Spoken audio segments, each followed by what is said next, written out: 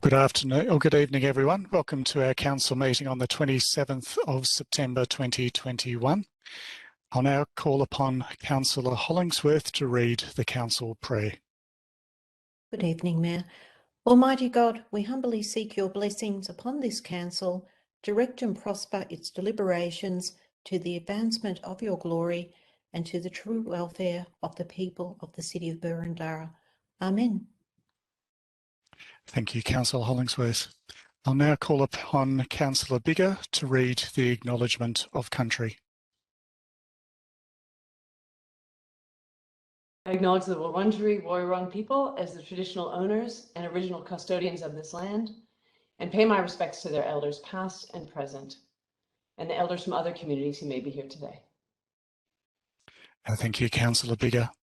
The Local Government Act 2020 enables council to hold virtual meetings with councillors participating remotely by electronic means of communication.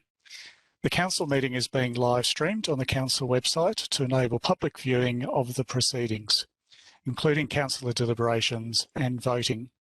The meeting is also being recorded and will be made available on the council website soon after the meeting. Should technical problems occur tonight, then the meeting will be adjourned until resolved otherwise. However, Council is not responsible for any technical difficulties that may be experienced by a member of our community in participating remotely in this meeting. Once the meeting commences, only limited assistance can be provided.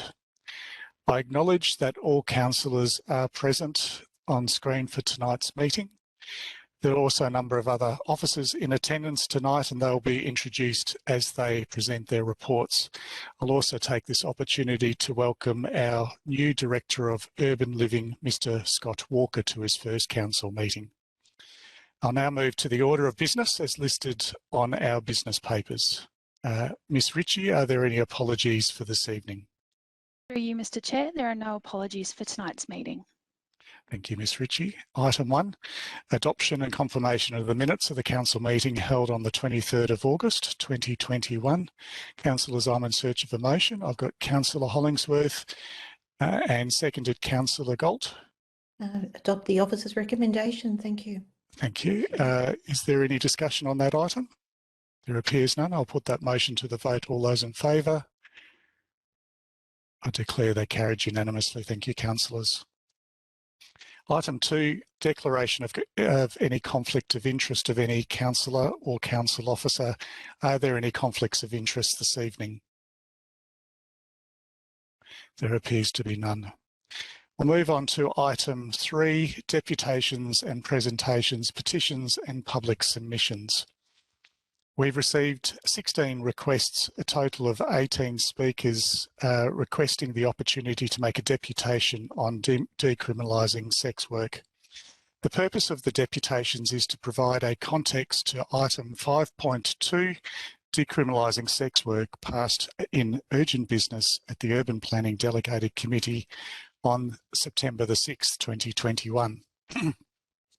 As I mentioned, councillors, we've got a number of deputations this evening, and I thank all of those for their interest in this topic.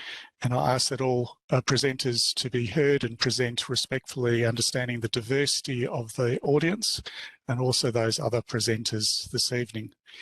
To assist a smooth flowing meeting, I'll be writing down themes that may emerge with your presentations this evening. When a couple of themes have emerged, I'll signal to the remaining presenters that we've heard those themes come through.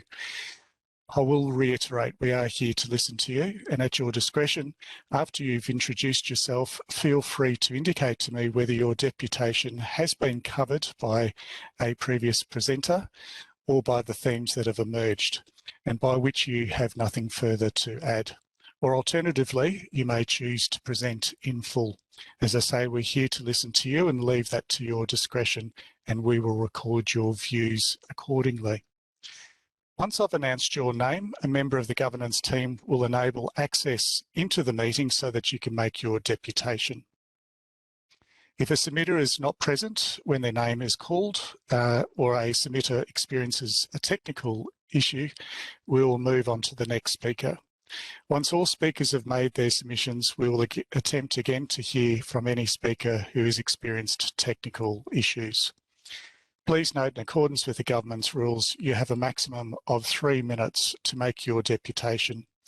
And at the 2-minute mark, I will indicate to you that you have 30 seconds remaining to conclude your presentation.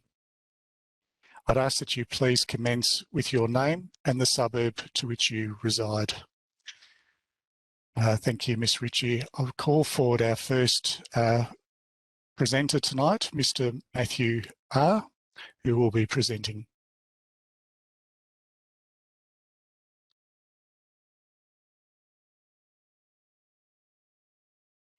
Yes, hello. Can everybody hear me?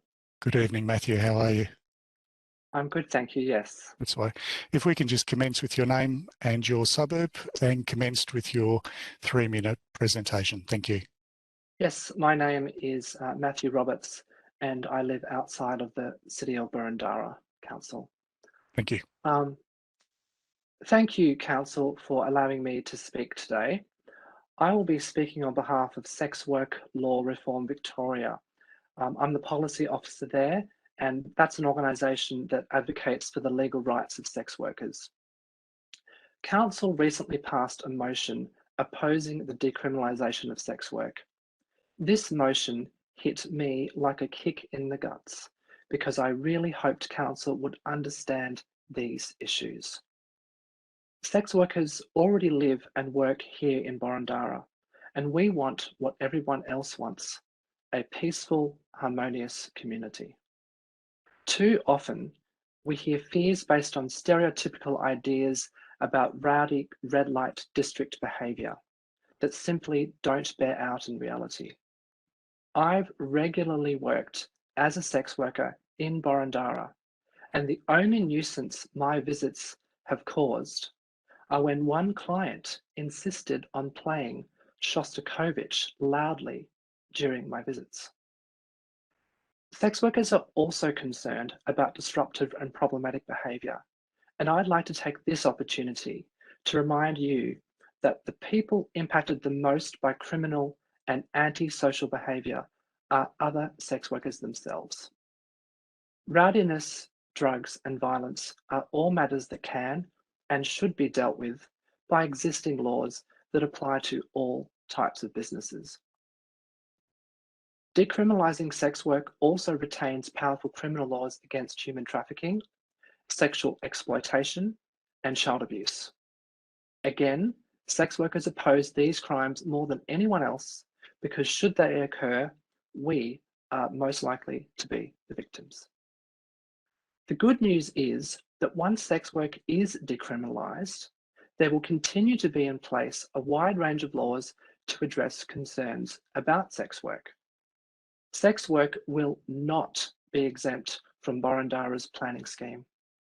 Laws relating to child welfare, illicit drugs, advertising, noise and nuisance, liquor licensing, WorkSafe Victoria, organised crime, disorderly or obscene conduct, all of these laws will continue to apply.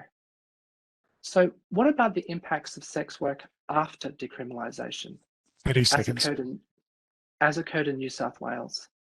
There was no expansion in the size of the industry there, and there was only one complaint over 3 years in relation to the amenity impact of home-based sex work. The state government has moved beyond moral arguments and is working to tweak planning laws in a way that will work for both sex workers and the community at large. I encourage Boroondara to do the same. I'm happy to take questions of clarification, Mayor. Thank you, Matthew, for your deputation. That was spot on time. Well done. Thank you for that. There appears to be none. Thank you for your deputation, Matthew. So we'll move on to our next presenter, which will be Ms. Cheryl Others, Senior Research Officer, Michael Kirby Centre for Public Health and Human Rights. Councillor Sinfield. Thank you, Mayor. I've just had a text message from a member of the community saying that our website has not yet commenced broadcasting. I'm just wondering if officers might be able to check the status. So, councillors, we might take a adjournment. Councillor Watson? Happy to move the adjournment. I'm getting the same messages as well. And seconded Councillor Biggar. All those in favour? I declare that carried. We'll just adjourn for 5 minutes. Thank you. Thank you, everyone. Apologies for that little technical issue there. Councillors, I'm in a search of a motion to resume the council meeting. Councillor Sinfield, seconded Councillor Park. Put that to the vote. All those in favour?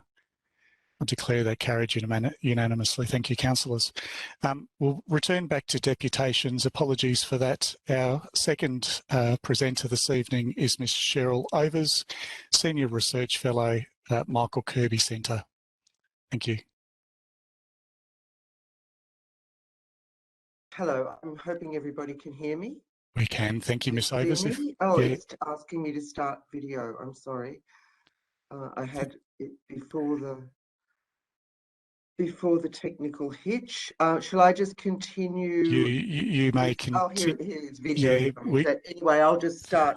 There we go. If we can just commence with your name and your suburb, followed by your 3-minute presentation. Thank you. Yeah. My name's Cheryl Overs, and I'm a Senior Research Fellow at the Michael Kirby Centre for Public Health and Human Rights at Monash University, and I don't live in Boroondara. The Kirby Centre in 2020 conducted research for the pattern review, and we reviewed the literature on sex work in Victoria, and we modelled how the various configurations of regulations might apply after criminalisation, and we consulted with sex workers and with service providers. And I'm not going to talk about those findings tonight, but I'm happy to answer questions about them. What I'd like to spend the next minute on is sharing one single message with you, and that is that decriminalisation and dismantling the licensing system in Victoria mustn't be misunderstood as relinquishing control or abandoning streets and neighbourhoods to prostitution in a way that local government can't handle. Rather, decriminalisation is a move away from trying to control commercial sex with ineffective laws and an ineffective licensing system to managing it with effective regulations. And regulatory authorities in Victoria govern workplace health and safety. They ensure businesses are appropriately located, open at appropriate hours, and that the right fees and wages and taxes are all paid.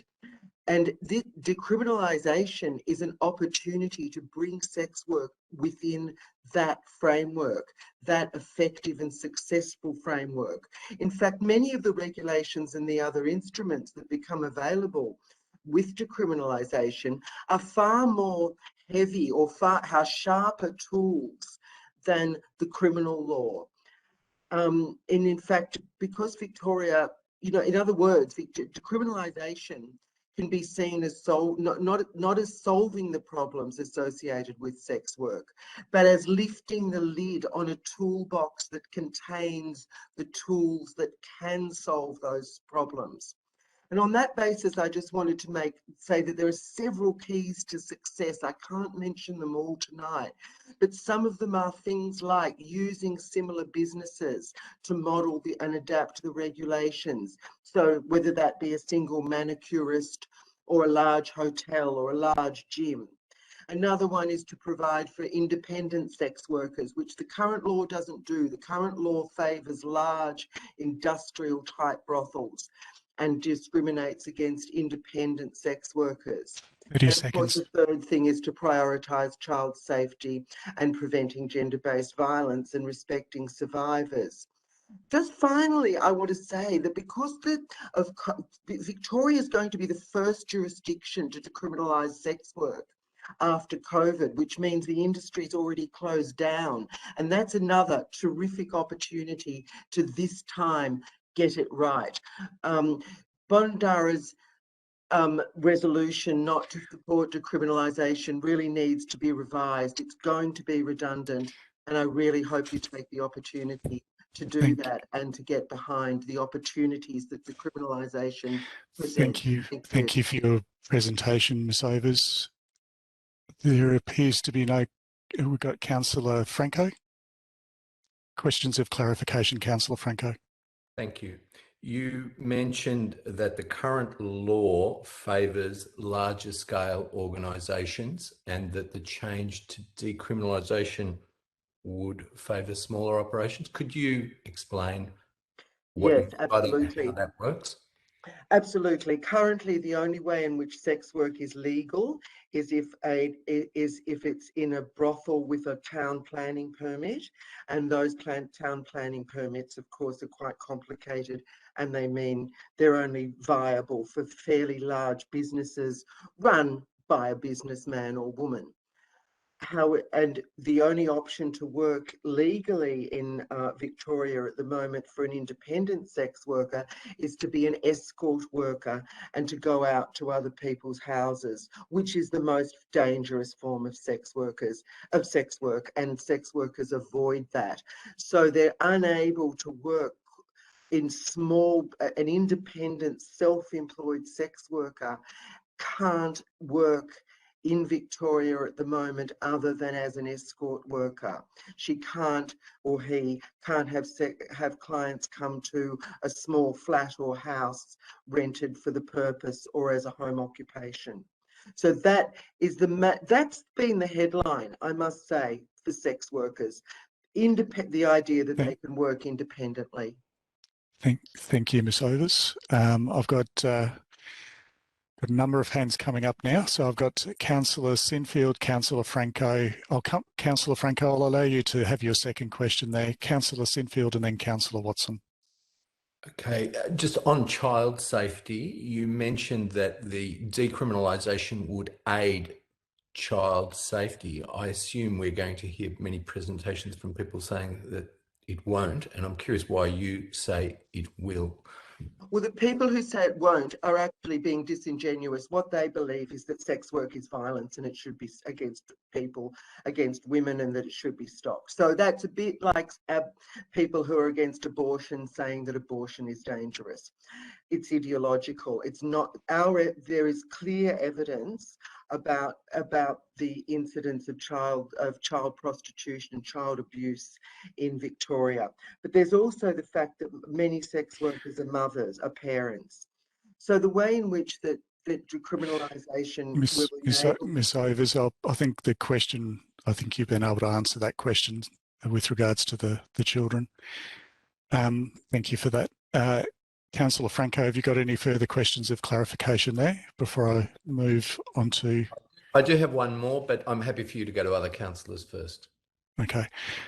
Councillor Sinfield.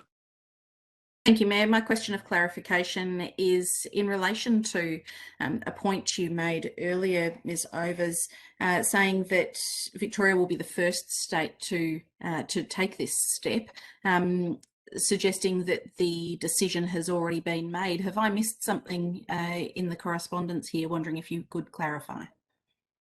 I'm assuming that it is going to happen. The Labor Party have said it's going to happen, and the Labor Party have the relevant majority. So that's my assumption. It will happen. But I didn't actually say it'll be the first state to do it. I said it'll be the first state to do it after COVID. Thank you. No further questions from you, Councillor Sinfield. No. Councillor Watson, and then I've got Councillor Stavrey. Thank you, Mayor. My question picks up on an item raised by Councillor Sinfield. It's my understanding, and you could perhaps clarify this if I'm not correct here, Victoria is not the first state. Could you please help me to understand what will be different in Victoria compared to when it was done in New South Wales, and it was, as far as I was have been able to find out, changed quite radically in 2015? Well, I can't answer. There's a long history. There's two different sets of legislation. It's extremely difficult to answer that in the available time frame. There's extensive literature that compares the two states and compares their baselines and where they went. They're very different circumstances, and indeed different decades with different different contexts. So I'm not sure I could answer that here. No, thank you, Ms. Overs. Any further questions or clarifications, Councillor Watson? No. I'll move to Councillor Stavrou. Thank you, Mr. Mayor. In terms of my question, could you please elaborate whether your research is at all peer-reviewed, or it's just a research that you just do for your own think tank, or can you just qualify it a little bit? That research was a piece of research commissioned by the Department of Consumer Affairs to provide background research to the pattern review. Having said that, I've done research that has been peer reviewed and published for many years in various jurisdictions. I'm not sure. No, I'm interested whether this particular research is peer reviewed and scrutinised at all. No, it's been scrutinised by government. It was a piece of background research for the pattern review, and it resulted in a submission to the pattern review, a commissioned submission. Thank you.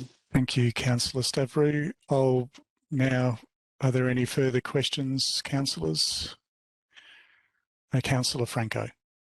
My question related to the experience in New South Wales. It's probably more directed to the previous speaker, but you mentioned that the experience in New South Wales was positive and that there had only been one complaint. Sorry, Councillor Franco. I'm just getting a signal from Councillor Watson. Councillor Watson, did you? Yes, Mayor, are we going back around all the councillors to see if they have further questions? Or are we going to get through all of Councillor Franco's questions at this juncture? Councillor Watson, I did ask those councillors who did ask a question if they had any further questions, and they've all signalled no, except for Councillor Franco did say he foreshadowed one further question. Councillor Franco? Thank you. The experience in New South Wales, was it positive, and has it been positive? And there was reference to one complaint. I think that's very low. Can you elaborate on the success or otherwise of the New South Wales experience? I think that's not a question of clarification. And this speaker's already said that she has limited ability to speak about New South Wales. Yep, I accept that, Councillor Park and Councillor Franco. I think that question has been actually asked through, I think it was Councillor Sinfield or Councillor Watson. Councillor Watson. Thank you, Ms. Overs, for that. Councillors, I see no further hands up for for questions of clarification. So thank you, Ms. Overs, for your presentation this evening. Thank you very much. Thank you. So councillors will now hear a deputation from Tegan Laren from the Coalition Against Trafficking in Women.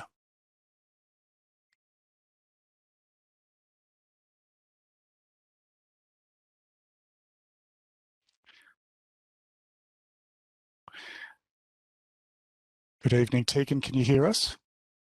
Hello, yes. That's all right. Thank you. And your microphone's a little bit soft, so if we can just get you to speak nice and loud if we can, thank you. Sure. And if No we can worries. commence with your name and your suburb and your 3-minute presentation. Thank you. Sure. My name's Tegan Laren. I live outside of Boroondara Council as well. I'm speaking on behalf of the Coalition Against Trafficking in Women Australia. We're a feminist organisation working to end all forms of sexual exploitation of women, and we've been operational in Australia for over 27 years. We have been involved in the Victorian government's review into implementing full decriminalisation, and we have serious concerns about how the review has been carried out, which we do not believe has been subject to proper parliamentary process. The outcome has been decided from the start. There has been a lack of transparency around the decision making at every level, and the final report is being withheld from the public. The review excluded survivors of prostitution from participating in consultation sessions, including women with direct experience of working under decriminalised models. Additionally, the review has failed to meaningfully consult the public, both during the initial review process and during the most recent prohibitively short 10 working day consultation period. As Council has noted, you were only given 2 days notice to make a submission. We believe this is unacceptable and indicates the irregular, undemocratic and frankly underhanded approach the entire review has taken. We have expressed our deep concerns about the appointment of MP Fiona Patten to carry out the review because of her long-standing links to Australia's leading adult industry body, the Eros Association, which lobbies for the deregulation of the sex industry. We see this as a conflict of interest, and the resulting proposed changes set out in the discussion paper, many that Council has mentioned relating to removing restrictions on brothel locations, size, liquor licensing, advertising, etc., confirm our concerns that blanket deregulation for the interests of sex industry business profits has been prioritised over concerns for women's health and well-being. The stated aims of these drastic changes are to treat sex work as a business like any other, but it isn't like any other business. No other business requires sexual contact. This is a highly distinct and gendered industry with a history of particular and extreme harms, including human trafficking, sexual and labour exploitation, and the involvement of organised crime, none of which have been properly considered. The proposed changes are irresponsible and, in our opinion, increase the opportunity for exploitation. Finally, I'd like to bring the Council's attention to a global petition against Victoria's decision to implement full decriminalisation, signed by American feminist Gloria Steinem and over 200 survivors of sex trafficking and prostitution, as well as human rights advocates from around the world. We believe this international condemnation indicates just how extreme and out of step with the rest of the world Victoria's proposed changes are.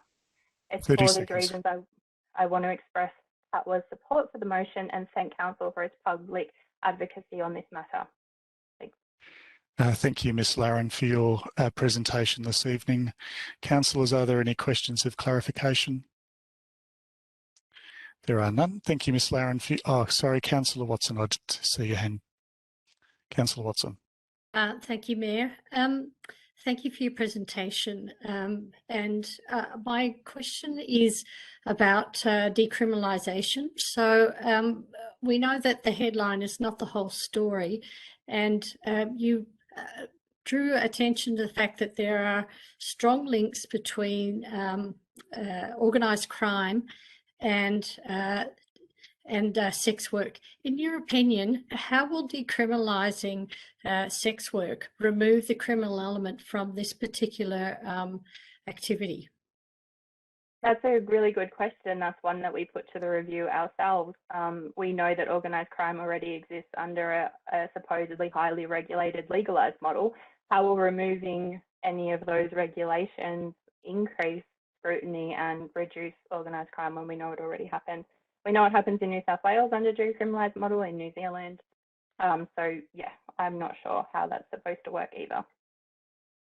Thank you. Thank you, Councillor Watson. Councillors, any further hands? There appears to be none. Thank you, Ms. Larron, for your presentation to us this evening. Thank you. So we'll move on to our fourth presenter, Mr. Fred Ackerman, former President of the Victorian Principals Association.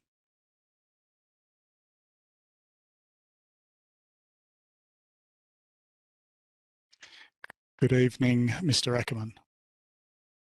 Okay, try again. Mute video. Start my video. Thanks. Good evening, Mr. Ackerman. Can you hear me? Yes, I can hear you. Can you hear me? Oh, I can indeed. Thank you. Yes. Thank you for your presentation this evening. If we can just commence with your name and followed by your suburb plus your 3-minute presentation. Thank you. Absolutely. And thank you, Mr. Mayor, and thank you, councillors. So I'm Fred Ackerman and I do not live in the city of Boroondara. I make my deputation as a former teacher, school principal, president of the Victorian Principals Association and a former senior manager of programs and partnerships within the Education Department. As an educator then, I'm concerned regarding amending the planning controls for the sex industry through the decriminalising the sex industry in Victoria. I'm particularly concerned regarding the aspects of sex work business able to operate in residential zones, and sex workers able to operate a home-based business. So my concerns are particularly around the planning aspects, planning and controls, and local amenity. Educators then are concerned that the neighbourhood amenity be preserved, whereby children can attend kindergarten and schools in what we call a traditional, safe, family-friendly environment. While accepting that facilities that provide adult services such as massage parlours and so on will exist, it is not appropriate that such adult services, we believe, be located in school local neighbourhoods. Unfortunately, the adult services industry by reputation tends to attract some individuals whom parents, teachers, principals and community members would have grave and warranted concerns about them being in the proximity of our kindergartens, schools and young people. I'm happy to respond to any questions that the councillors may have. Thank you, Mr. Ackerman, for your presentation. Councillors, any questions of clarification? Councillor Franco. Why will decriminalisation result in sex industry premises adjacent to kindergartens and the like, given the government's announcement and clarification in relation to the proposal? My understanding is that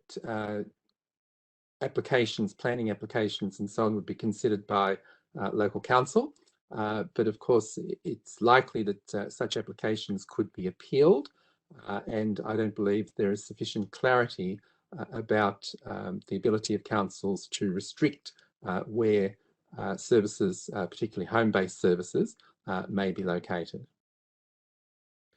Is that a basis for opposing decriminalisation? A basis for... Point of order, Chair. This isn't meant to be a debate. Councillors don't have the ability to engage in a debate with submitters. We're here to listen, and that councillor well knows that. I'm not debating, I was asking questions. You are debating. They were questions. Okay, councillors. Councillor Franco, do you wish to rephrase your question or clarification? I'd like the question to stand, but... It's argumentative, and that's not a question of clarification. You need to rule on it, Chair. All right, I'm going to...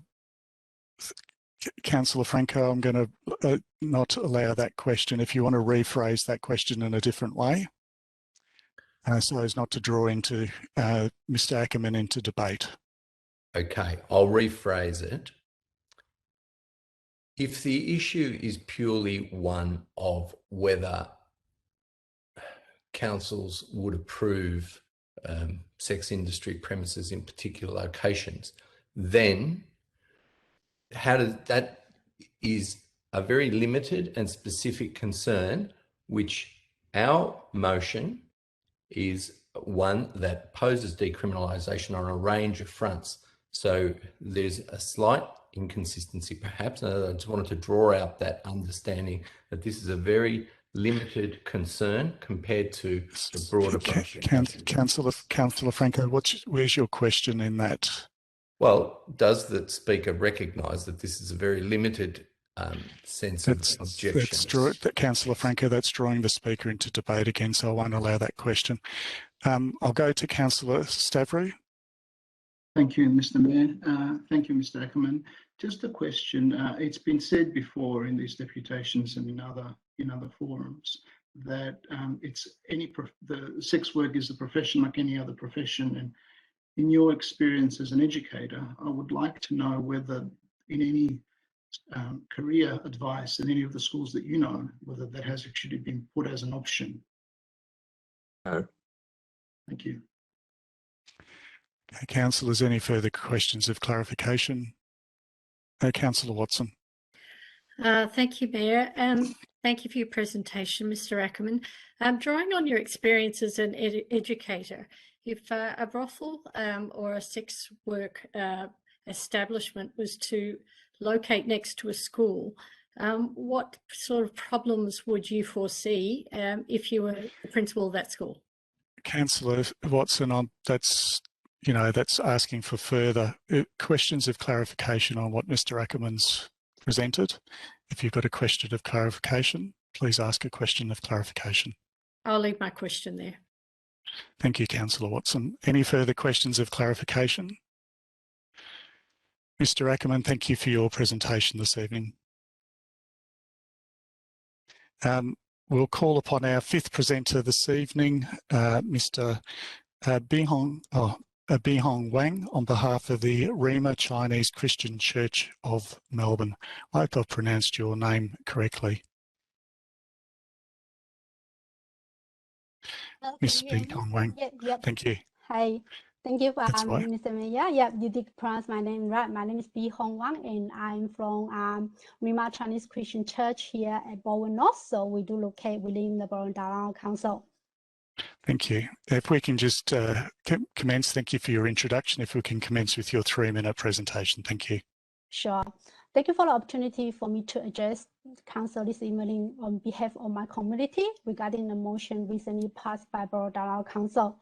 We wish to express our concerns for the impact that the decriminalisation of sex work in Victoria will have on our safety and amenity.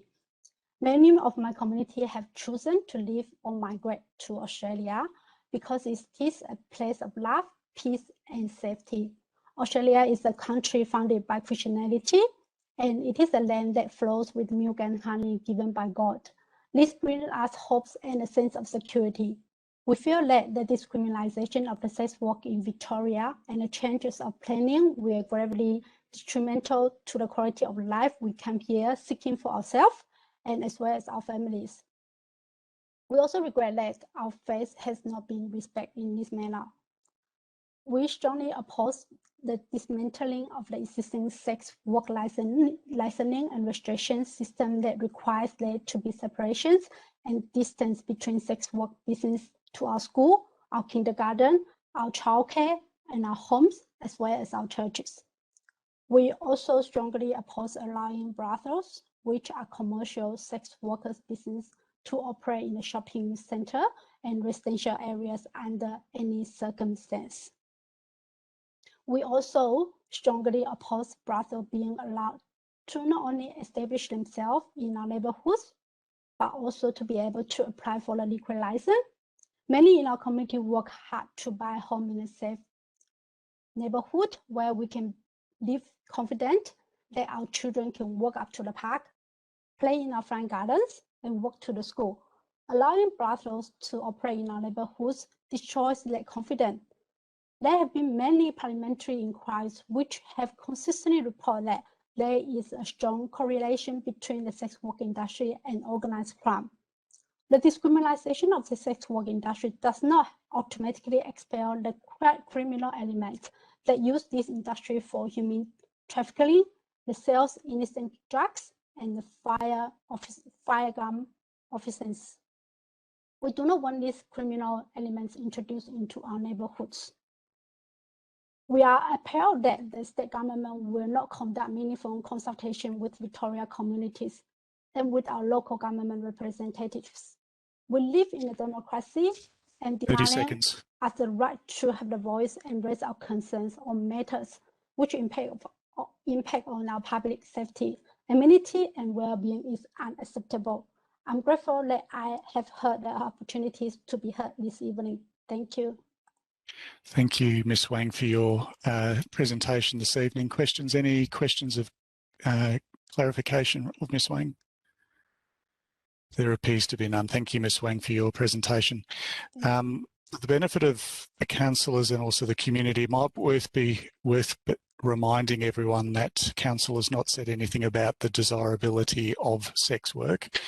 Our previous motion that was passed raises concerns about the amenity impacts as a consequence of the legislation, just to clarify that for everyone who's listening this evening. We're starting to get a few themes also come through: lack of consultation, potential link with crime, and also concerns with the planning aspects and amenity aspects. So for our future presenters, just can keep those in mind. I'll call forward our next presenter this evening is Father Nicholas Georgiou from the Greek Orthodox Parish. He's Greek Orthodox Parish priest from the presentation of Our Lady of the Temple in North Balwyn. Good evening, Father Georgiou. Hello, can you hear me? We can. Okay. We can. You're a little bit faint, Father. If you can just speak nice and loud, and if we can commence with your name, and obviously we know you're in North Balwyn, and your 3-minute presentation. Thank you. Thank you. I'm Father Nicholas Georgiou. On behalf of the Greek Orthodox Church, I wish to make my formal statement on the proposal to decriminalise sex work in Victoria.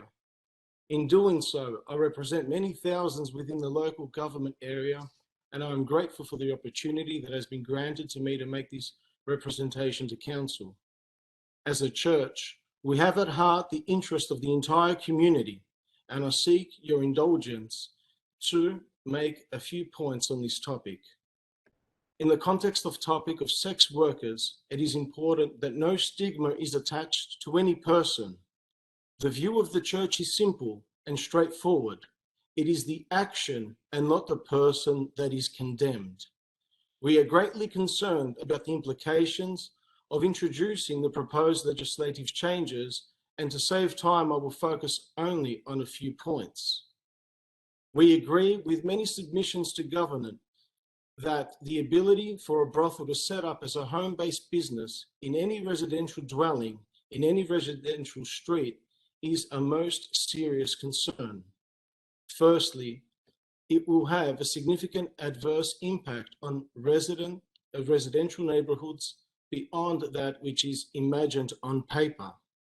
Secondly, there are implications for the families, especially the women and children who are nearby. Innocent, impressionable, trusting, pure children playing in the front yard next door to a home-based business with signage and a continuous flow of patrons who park in front of their home. Imagine the possible complications. Thirdly, the possible removal of the current 200-metre distance required for sex work premises to be located away from schools and places of worship is deeply troubling. These legislative changes will contribute to the normalisation of an industry known for exploitation and harm. And at a time where there is much concern about the issue of sexual harassment of women, such changes would be retrograde and step back and should be rejected. We also have concerns about this form of a moral standpoint. We realise that there are diverse views in the community, but we would point out respectfully that most community members would share our stance on the matter of prostitution. 30 seconds. Clearly, it is important to ensure the safety, health, and human rights of workers of all occupations, but it is not appropriate to widen the already extensive sex business network that exists. Extending into the residential area is strongly opposed by the Greek Orthodox Church. Thank you. Thank you, Father Georgiou. Councillors, any questions of clarification? There appears to be none. Thank you, Father Georgiou, for your presentation this evening. Sure. We'll move on to our 7th presenter, Mr. Paul Dipnell, President of the Boroondara Residents Action Group.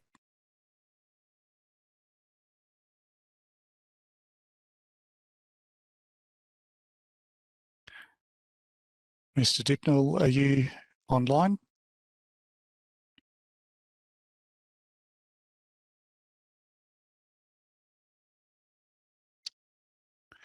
Good evening, Mr. Dipnell.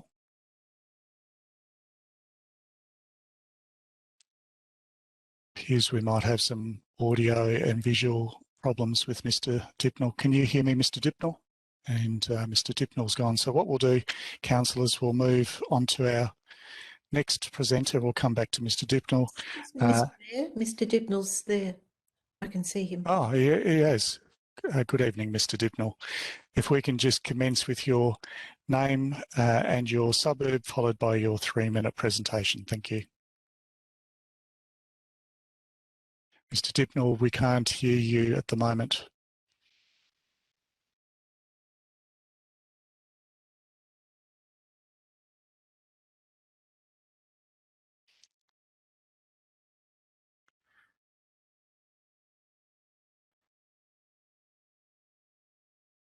No, still can't hear you, Mr. Dipnell. What we might do, councillors, whilst our officers assist Mr. Dipnell, we might move on to our next presenter. Unless, have you got your audio working, Mr. Dipnell? No, appears not. We'll move on to our next presenter,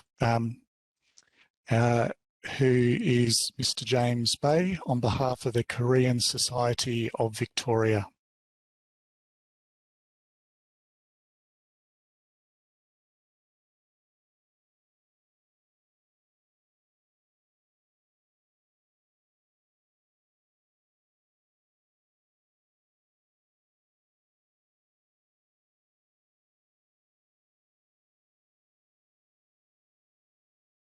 So we'll move on to actually Miss Grace Bay, who is a Korean immigrant.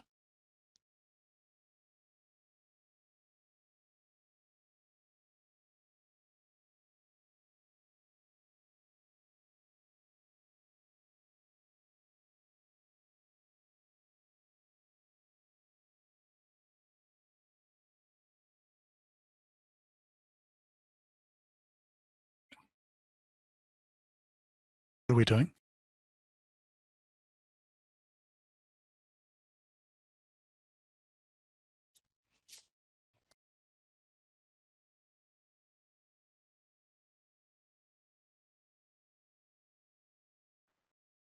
Number 9 is, I'll just double check with governance, is Miss Grace Bay.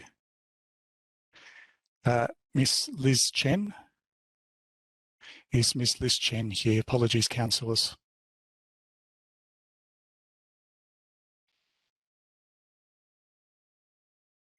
Good evening, Miss Chen.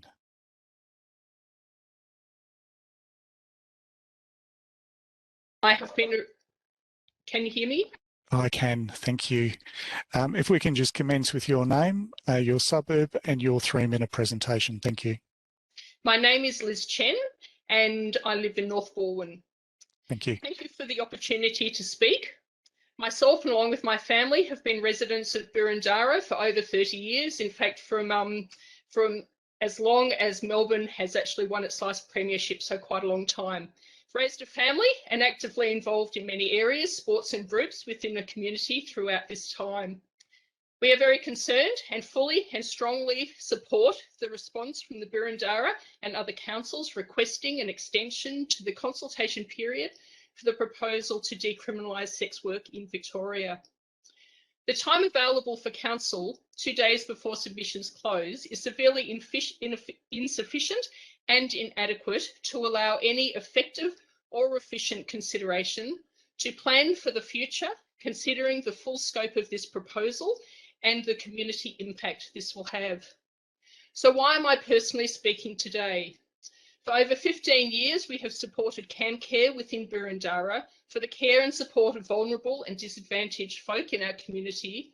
The HOPE program since its first initiation 6 or 7 years ago, and for the last 9 years have actively supported the Ping Pongathon, which raises awareness of and has implemented programs throughout Southeast Asia where young people and youth are entrapped, enslaved, trafficked and exploited within a deregulated sex industry. Having been exposed to the destruction and degradation of people's lives through the amazing work that the Ping Pongathon does, we are extremely aware of and mindful of the impact that a deregulated, decriminalised sex industry can have on the lives of others. Additionally, these last couple of years, there have been significant public, media and global awareness of the objectification, sexualisation and abuse of women within our communities and workplaces across all socio-economic levels, where power imbalances and control have significantly impacted the lives of others. This has also been heightened through the recent investigations in issues like the Maxwell Epstein exposure, Athlete A and the abuse of young gymnasts from Larry Nassar in US, and prevalence and accessibility of pornography, just to name a few. This is not going away. The impact is significant, and the level of cover-up, secrecy, promises, perception of safety and acceptability, where there is ongoing facade of gratification and abuse. 30 seconds. Every female and male has the right to be financially independent and able to control their future through choice and vocation. Every effort needs to be made to support those who are exploited and entrapped beyond the current sex industry, and to provide them with options for a future beyond the industry. Thank you for your consideration. Thank you, Ms. Chen, for your presentation this evening. Councillors, any questions of clarification? There appears to be none. Thank you, Ms. Chen, for your presentation this evening. I believe I skipped over Professor Frank Rosenfeld. We'll just see if we can bring Professor Rosenfeld forward. Good evening, Professor. Good evening. If we can just commence with your name and your suburb and your 3-minute presentation. Thank you. Frank Rosenfeld, long-standing resident of North Balwyn. I wish to thank can you see me? Can't see you, but we can hear you. I'm starting my video. No. Anyway, I wish to thank the Council for the opportunity to speak about the proposed planning controls for the sex work industry in Victoria.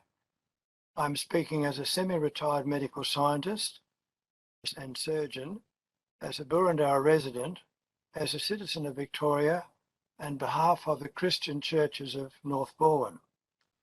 Last week I became aware that the Burundara Council was seeking an extension to the consultation period for the proposal to decriminalise sex work in Victoria. I noted that the Burundara, Glenara and Stonington councils had received advice from the state government of the proposed new legislation only 2 days before the closure of the consultation period. This caused me to read carefully the discussion paper posted on the Victorian Government website. On reading the proposal, I became concerned about many aspects of the proposed legislation. While I realised that sex workers are often victims of trafficking, violence and other forms of abuse and exploitation, are in need of effective legal protection, I discovered that there are many areas of concern in the proposed revision of the Sex Work Act of 1994.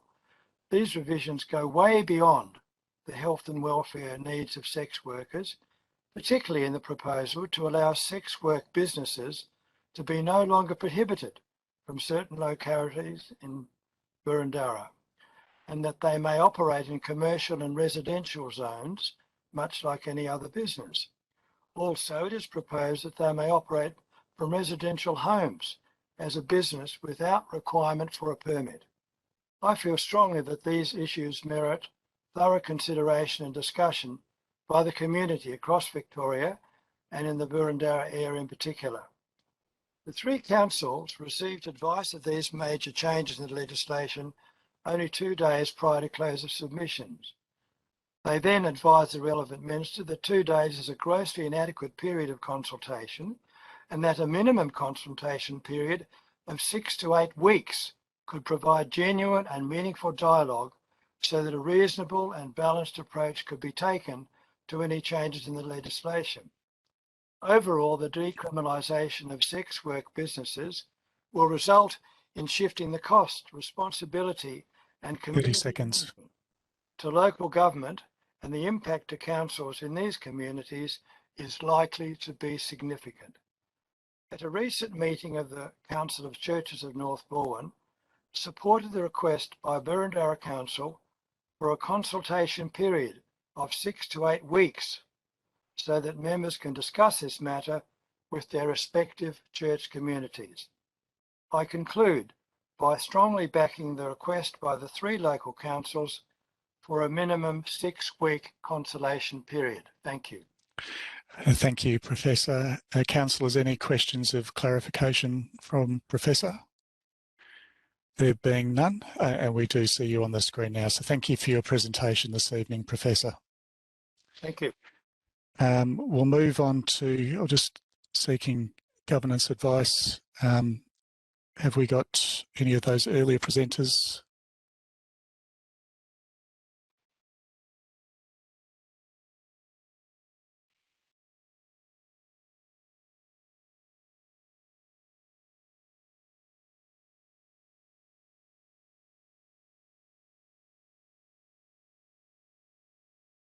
Thank you, councillors. So we'll go to our next presenter, Ms. Yolanda Teresi, Marketing Coordinator of the Greythorn Shopping Centre.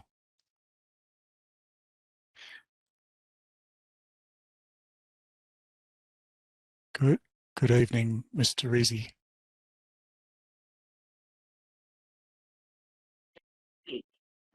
Hello. Good evening.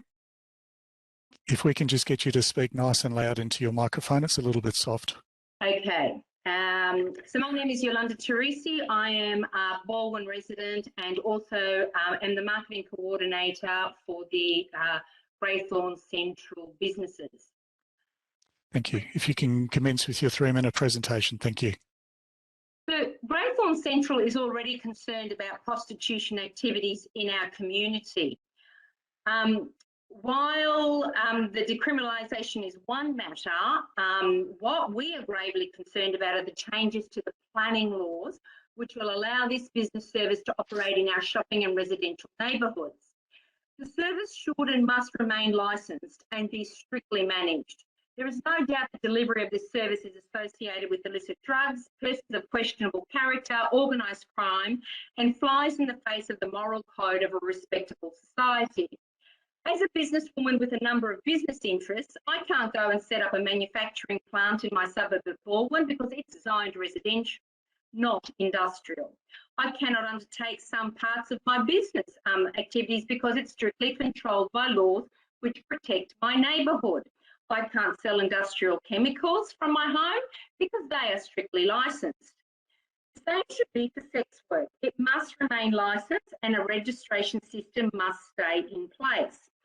Sex workers must only be allowed to conduct their business in locations that are strictly zoned for sex work, and premises need to be registered. It must never be allowed to proliferate on our streets without strong control on where these businesses can set up. The reasons are to maintain safety and the amenity of our neighbourhoods. It is a service that attracts the dark side of life and therefore requires significant controls to keep everyone safe.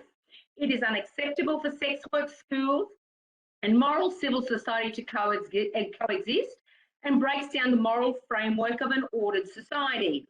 We can't have sex work being conducted in areas where families and children gather in shopping centres and residential areas.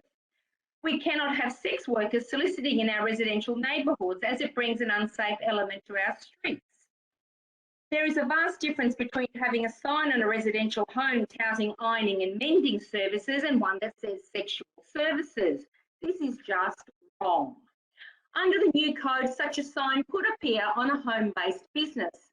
This is strongly opposed. We strongly oppose allowing sex workers to operate home-based businesses and in our residential shopping centres under the same planning controls as any other home-based business.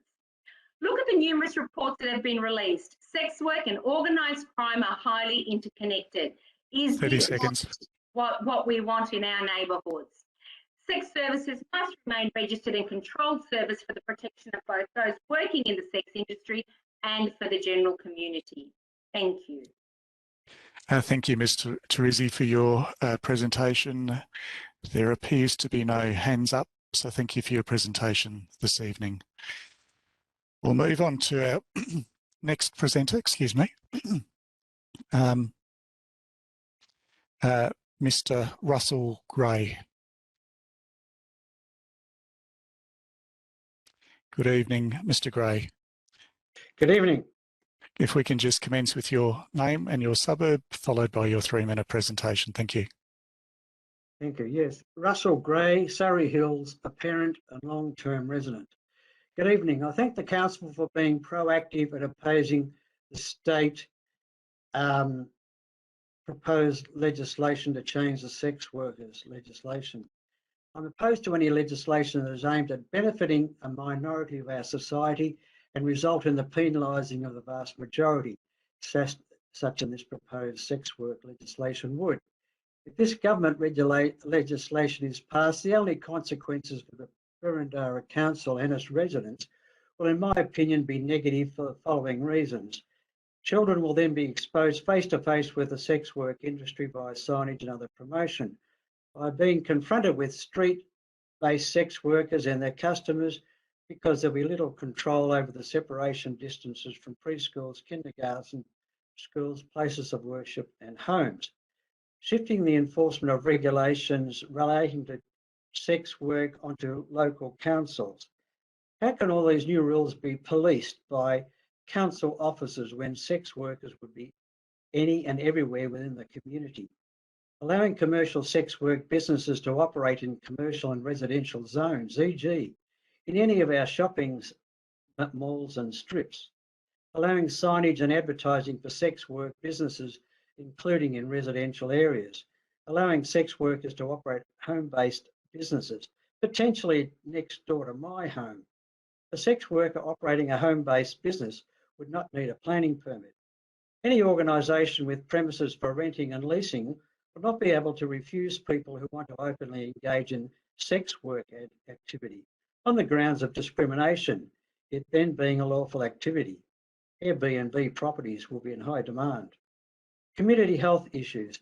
This will result in sex workers no longer being required to undergo mandatory sexual health testing, nor will there be criminal repercussions for failing to practice safer sex. Potential further impacts on our residents.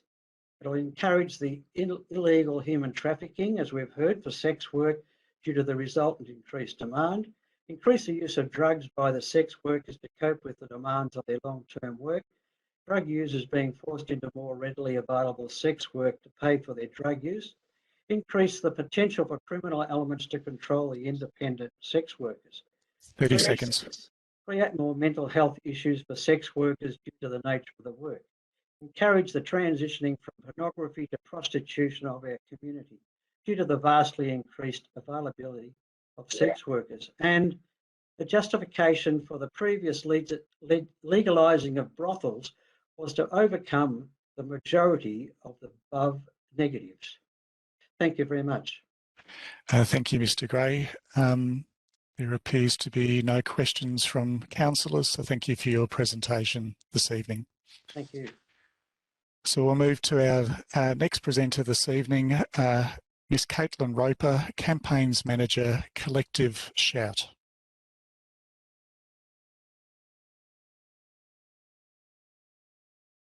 Good evening, Ms. Roper. Good evening. If we can just commence with your name, your suburb and your 3-minute presentation. Thank you. My name is Caitlin Roper and I'm outside of the council area. Thank you, councillors, for this opportunity to speak. Ms. Roper, what we might do today. Ms. Roper, can you hear me? As I've said, my name is Caitlin Roper. Ms. Roper, can you hear me at the moment? Just what we might do, because it sounds like you've got a little bit of a bandwidth issue. If you're happy to turn off your video, yes. We might just try your audio only. Yes, can you hear me? Thank you. That's better, thank you. Yes. You there, Ms. Roper? Yep. If you can commence with your presentation, thank you. Yes. My name is Caitlin Roper and I'm speaking on behalf of Collective Shout, a grassroots campaigning movement against the objectification of women and sexualisation of girls, and more broadly, violence against women, pornography, prostitution and trafficking. We have expertise in the sexual exploitation of women in Australia and globally, and our work is informed by survivors of the global sex trade.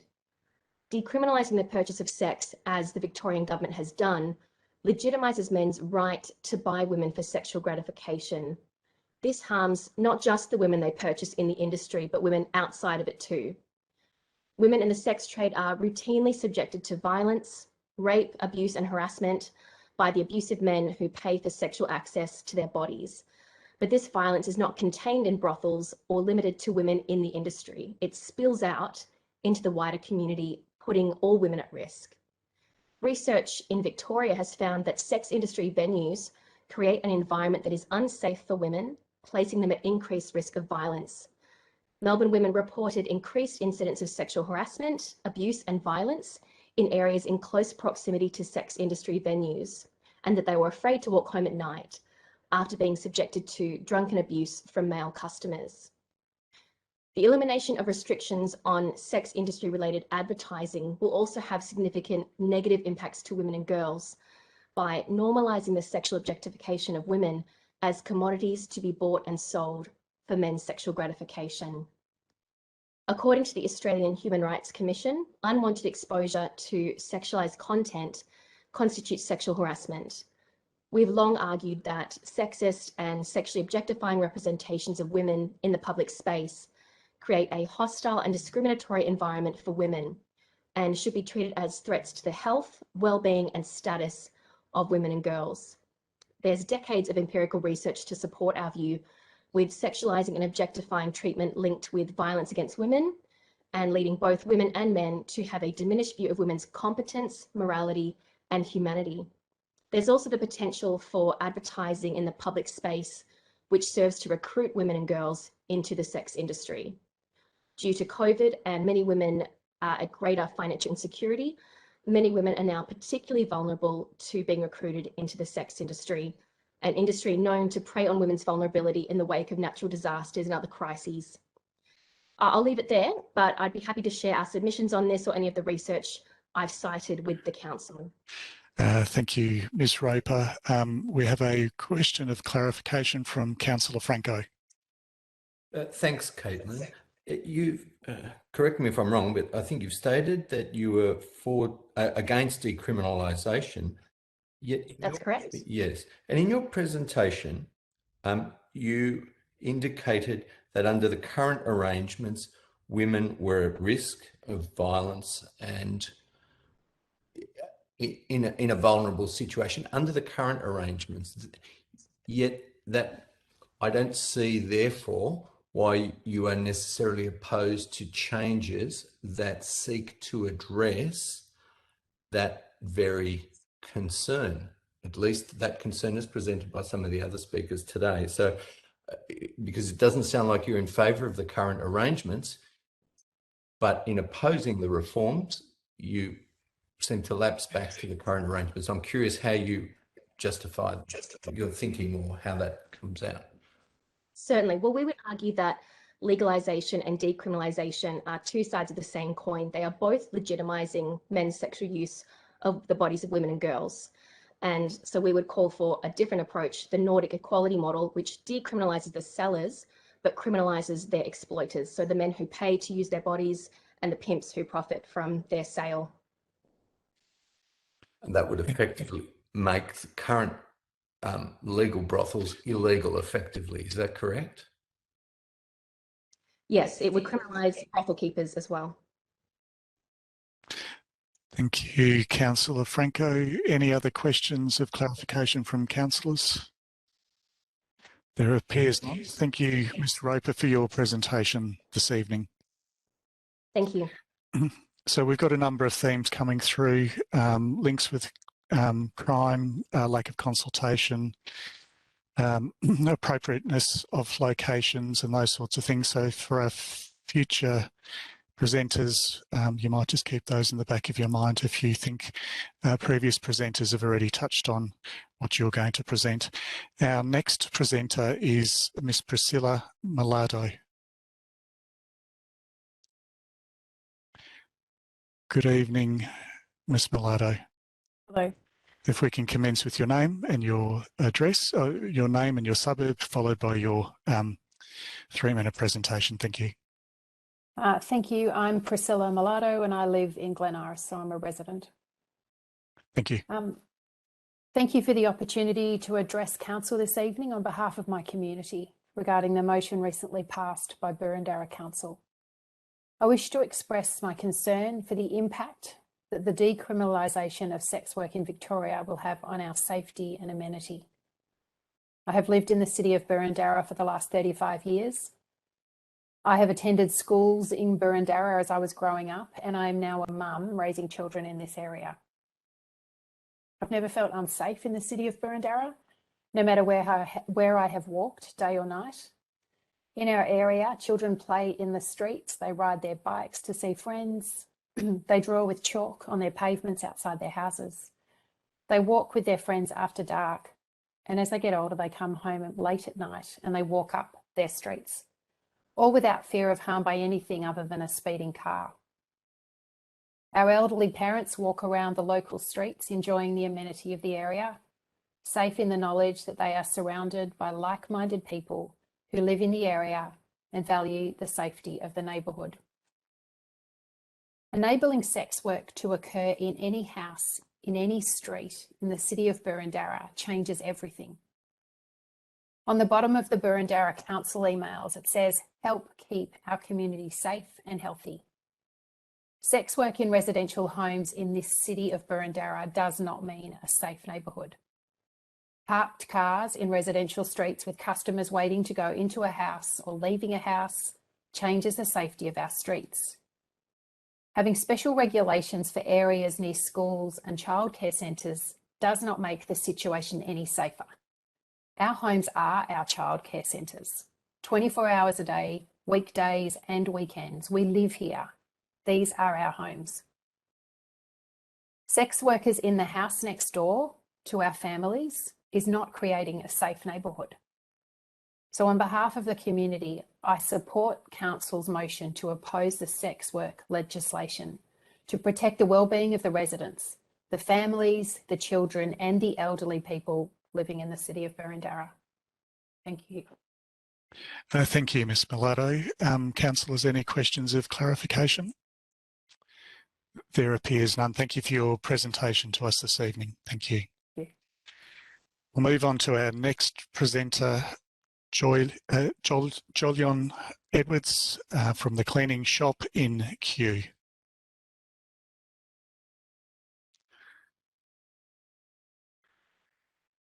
Good evening.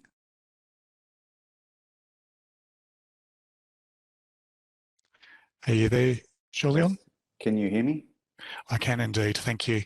If we can just commence with your name, we know your suburbs in Kew and your 3-minute presentation. Thank you. Good evening, everyone. My name's Jolyon Edwards and I've run the cleaning shop in High Street, Kew for 30 years. And I wish to speak tonight in relation to this, the decriminalisation of sex workers on the street. And I just wanted to share some thoughts. And I've worked in High Street, as I said, for 30 years, and nothing has, I've gained a lot of joy from watching children walk to Kew Primary School, Sacred Heart around in Cotham Road. And I've watched children grow up into young adults because I've been there that long. And I just wondered, you know, how they'd feel if this activity had to be witnessed by these young people. But I want to tell a story, and this is actually fact. In the late 1990s, at the Clifton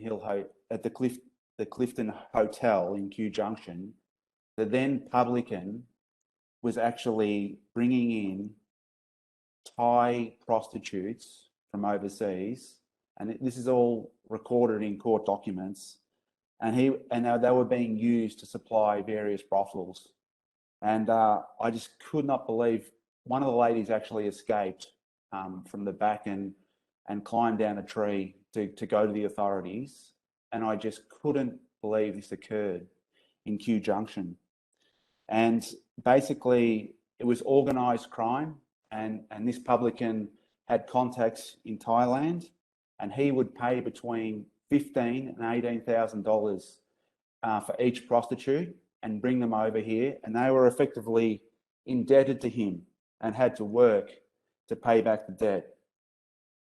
And I've often wondered how they felt being in a different country doing this activity. I'm the father of 2 daughters, and I'd just be shocked about this, you know. And here's the thing, right?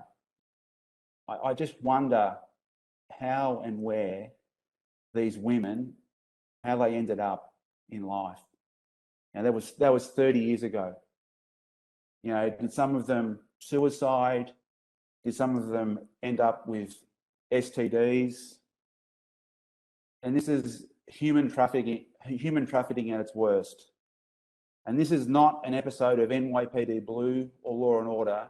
This actually occurred in the city of Boroondara. And what would happen now with organised crime like that if these new rules did actually come into play? You know, the Victorian government tells me they're committed to gender equality and combating violence against women. But viewed through this lens, the full decriminalisation of the sex industry is totally inconsistent to me. Thank you for listening. Thank you, Mr. Edwards. Councillors, any questions of Mr. Edwards? Councillor Franco. Thanks, Mr. Edwards. Are you suggesting that the current policy drive to decriminalisation would allow illegal human trafficking or promote illegal human trafficking? Because that's certainly not anywhere in any of the proposals I've read, at least, and not supported by anyone in the government. So I welcome the story that you've told, but I don't see how it relates to the current policy position, because I can't see anyone advocating. Councillor Park. Chair, again, that's the way that's phrased. It's argumentative and disrespectful. It shouldn't be allowed. Councillor Franco, if you can just rephrase that question, because it is part of what Mr. Edwards was presenting on. Your presentation, Mr. Edwards, talks about an incident in illegal human trafficking, which most people overwhelmingly would find objectionable. I don't see how it relates to the current proposal of decriminalisation, other than to unfairly. That's the question. So in my simple, uneducated opinion, I see a direct correlation between prostitution and organised crime. This actually happened in the city of Boroondara, the same city in which you're a councillor in, right? 30 years ago. You can go to court documents and it's all there. And there's actually been many papers written about this case, the impact on these women. And that's why I'm speaking tonight. Thank you, Mr. Edwards. There appears to be no further hands, so thank you, Mr. Edwards, for your presentation this evening. We'll move forward to our next presenter, Ms. Simone Watson, Director of Equality Model Australian Coalition.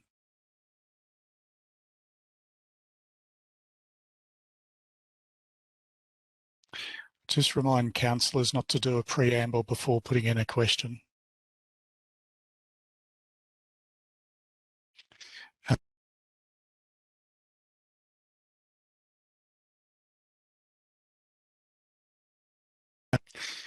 Sorry, apologies, councillor. We're actually going to move to Ms. Carolyn Norma.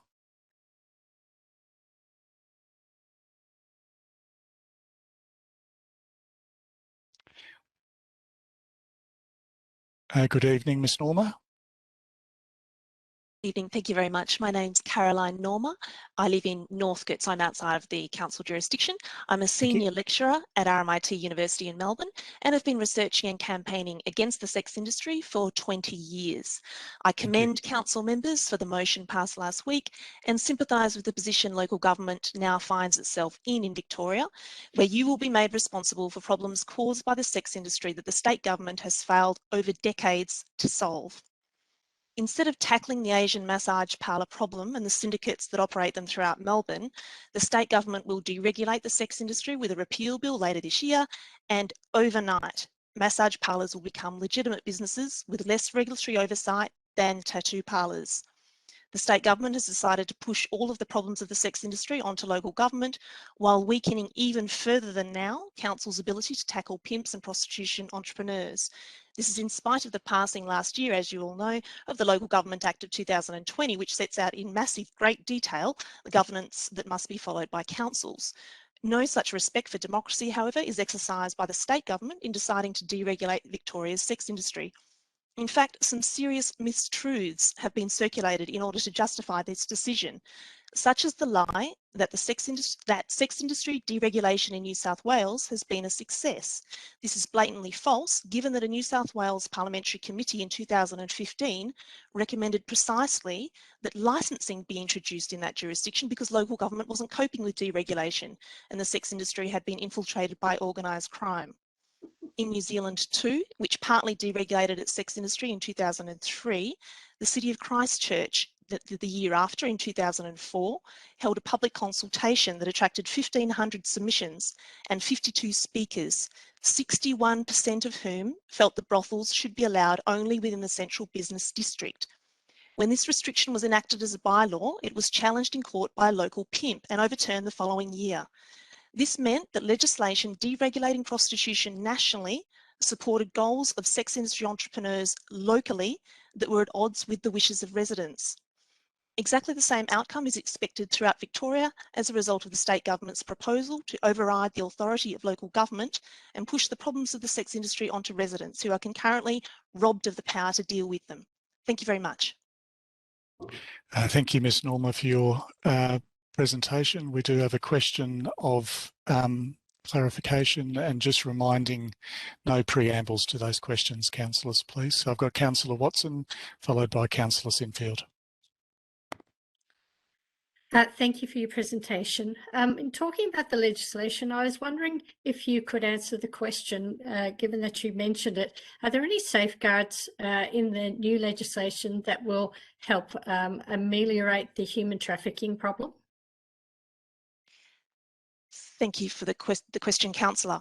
Obviously, it's a repeal bill that will be passed. So the Victorian government is proposing to both repeal the Sex Work Act as we have it, plus any provisions in other laws that they see as restricting the activities of the sex industry in any way. And so we currently have a legislative model that does not introduce any safeguards to detect trafficking crime, and the reason I say that is because Victoria Police was barred from the industry once the Sex Work Act was passed in 1994 with a different name, passed in 1994.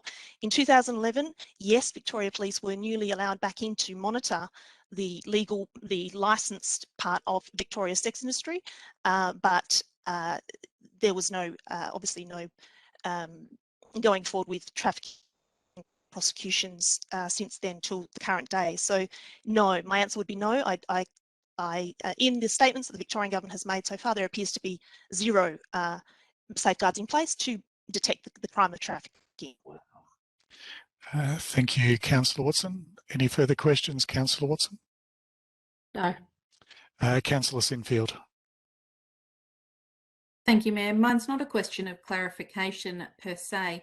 I was wondering, Ms. Norma, if you might be able to email me with your contact details. Your presentation was exceptional and I'd like to follow up. Thank you very much. I'll do so. Thank you. And I think for all presenters this evening, they can email councillors their presentations. I've got Councillor Stavrey.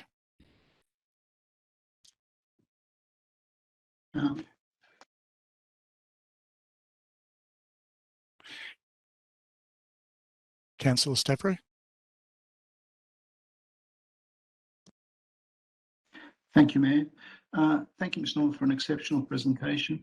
Just as a simple way, my thinking is that the way that the government is approaching this, it looks like there's some issues to drive parallels with the code of driving law.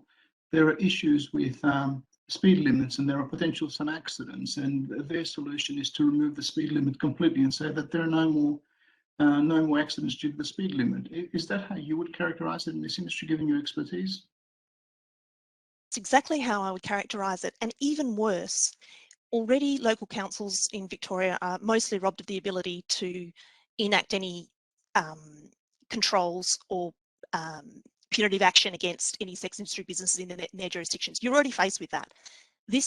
According to the statements of the Victorian government, you'll be left with even fewer resources at your disposal in order to enact any controls over the industry at all. So not only, it's a double-layered thing where the Victorian government both completely deregulates the sex industry to a more extreme extent than New South Wales, a more extreme extent than New Zealand, or is proposing to do so, at the same time as further encroaching upon the authority of local government by taking away your powers.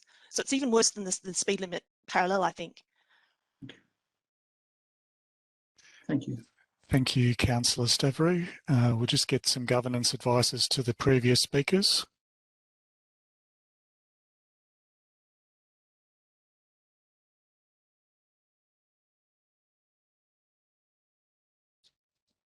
It appears that we've heard from all of our speakers this evening. Unfortunately, we've had a couple of speakers that had some technical difficulties that we can't contact. So to all of those that have done a presentation tonight, we very much thank you for your views that you've expressed to us. Understanding this is a very challenging topic for many parts of our community, and it has a diversity of views on it. So I thank you all again for your this evening presentation to all councillors. We'll move on to the next item of business. Let's get myself in order, councillors, which is informal meetings of councillors. Item 4 on the agenda. I'm in search of a motion to move the receive and note the informal meetings of councillors. I've got Councillor Sinfield and seconded Councillor Stavrou. Is there any opposition to that? I'll put that motion to the vote. All those in favour? Declare that carried unanimously. Thank you, councillors. We'll move on to item 5, public question time. Council encourages the submissions of public questions prior to 12 p.m. on the day of the meeting. Questions submitted prior to 12 noon will be provided with a detailed verbal response as well as a response in writing. Those submitted after 12 p.m. will receive a verbal response if possible, or otherwise will be taken on notice for a written response to be provided in due course. Ms. Ritchie, do we have any public questions? Through you, Chair, there were 6 questions received with notice and none received without notice for tonight's meeting. Thank you, Ms. Ritchie. So, councillors, I'll go through the public questions. 6 questions received prior to 12 noon. Copies of the questions have been circulated to all councillors. The questions will also be referred to the relevant council officer to provide a written response in due course. So the first question is from Mr. Nicholas Bieber of Hawthorn.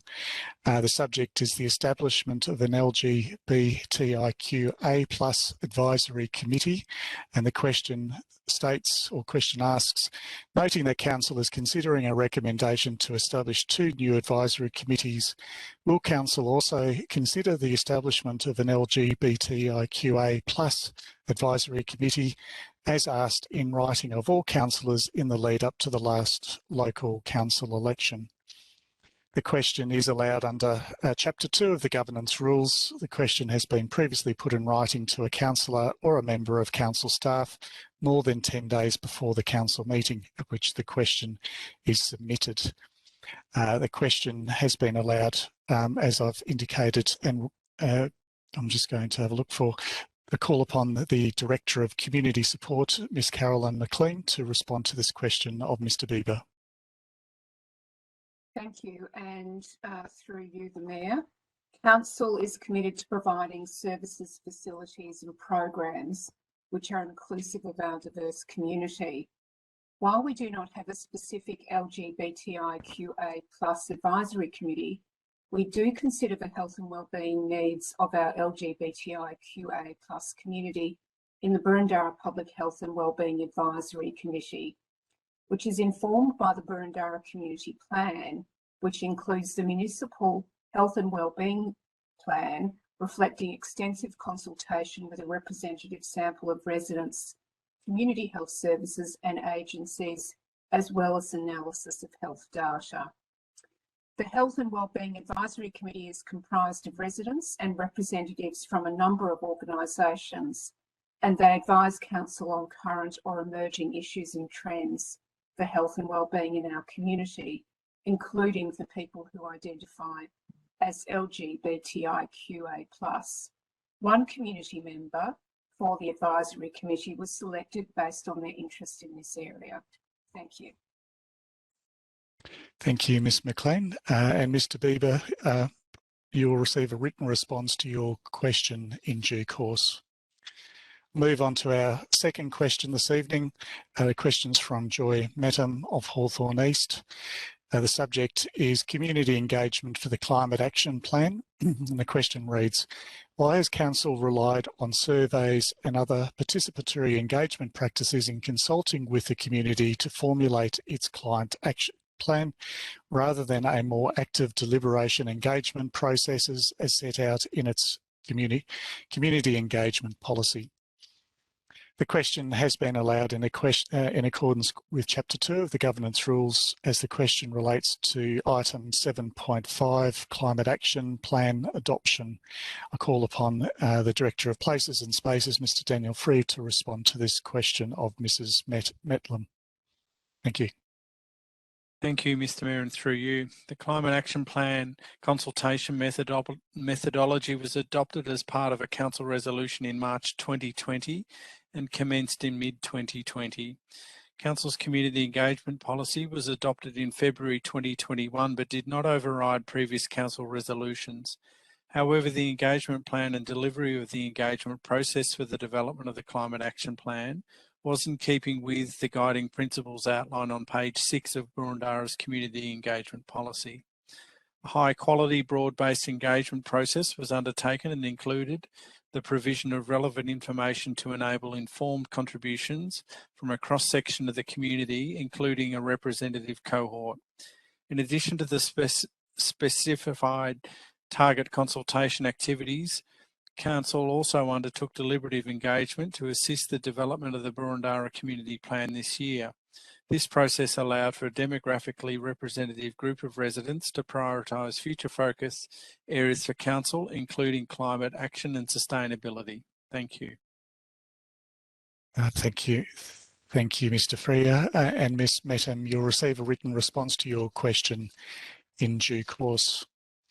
Move on to the next question raised by Mr Hundley of Balwyn North.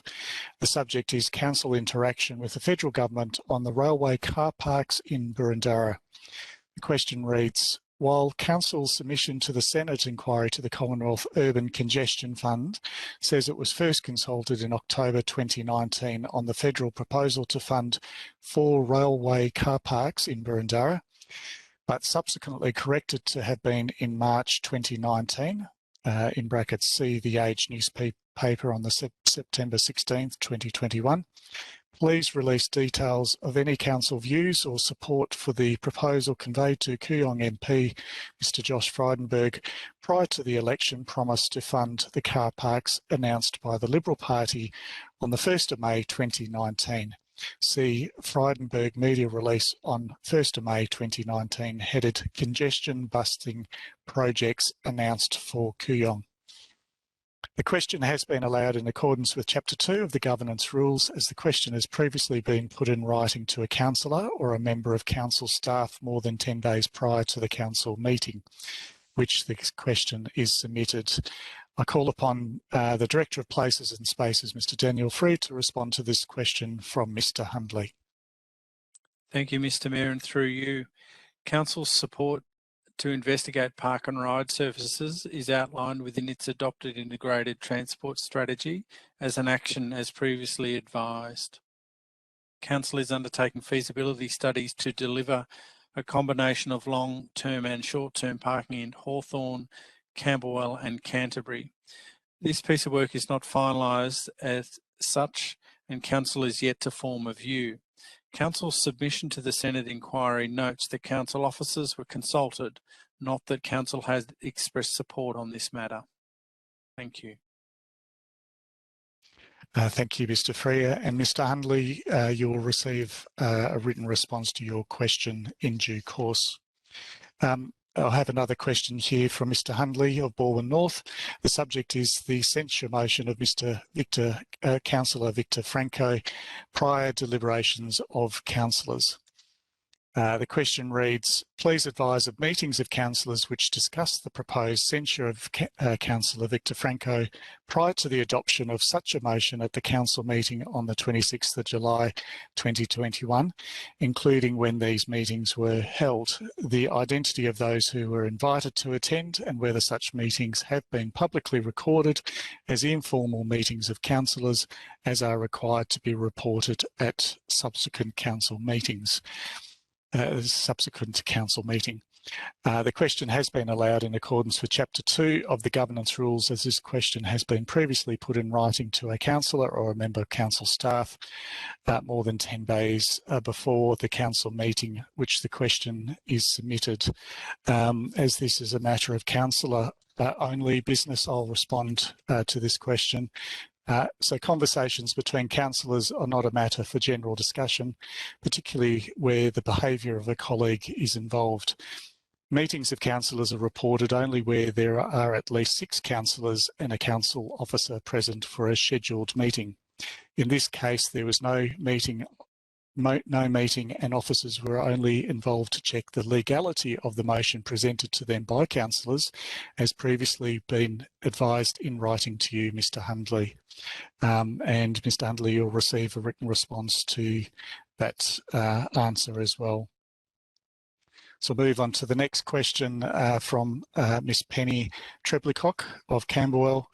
The subject is the community views on the use of the council prayer. The question reads, in view of the large community response to the submissions to the Governance Rules review and the petition on this matter, will Council consider, by way of a random telephone survey or other means, more accurately gauging the balance and strength of the community views on the use of the council prayer at the commencement of the council meetings? This question is not allowed as it does not relate to an item listed in the council agenda for this evening, and this question was not received more than 10 working days before the council meeting at which the question is submitted in accordance with Chapter 2 of the Governance Rules. The submitter of this question will receive a written response from council in due course to their question. The last question this evening is from Mr. Kevin Bain of Hawthorn East. The subject is the council prayer. The question reads, 1. How does the advancement of Almighty God's glory as prayed by councillors in the council prayer relate to the council plan and other obligations of council as laid out in the Local Government Act 2020? And 2. How does council determine the success of Almighty God's direction and prospering of its deliberations as publicly prayed for all councillors at the commencement of each council meeting? The question is not allowed as it does not relate to an item listed on the council agenda for this evening, and the question was not received more than 10 working days before the council meeting at which the question was submitted, in accordance with Chapter 2 of the Governance Rules. The submitter of this question will receive a written response from council in due course to their question.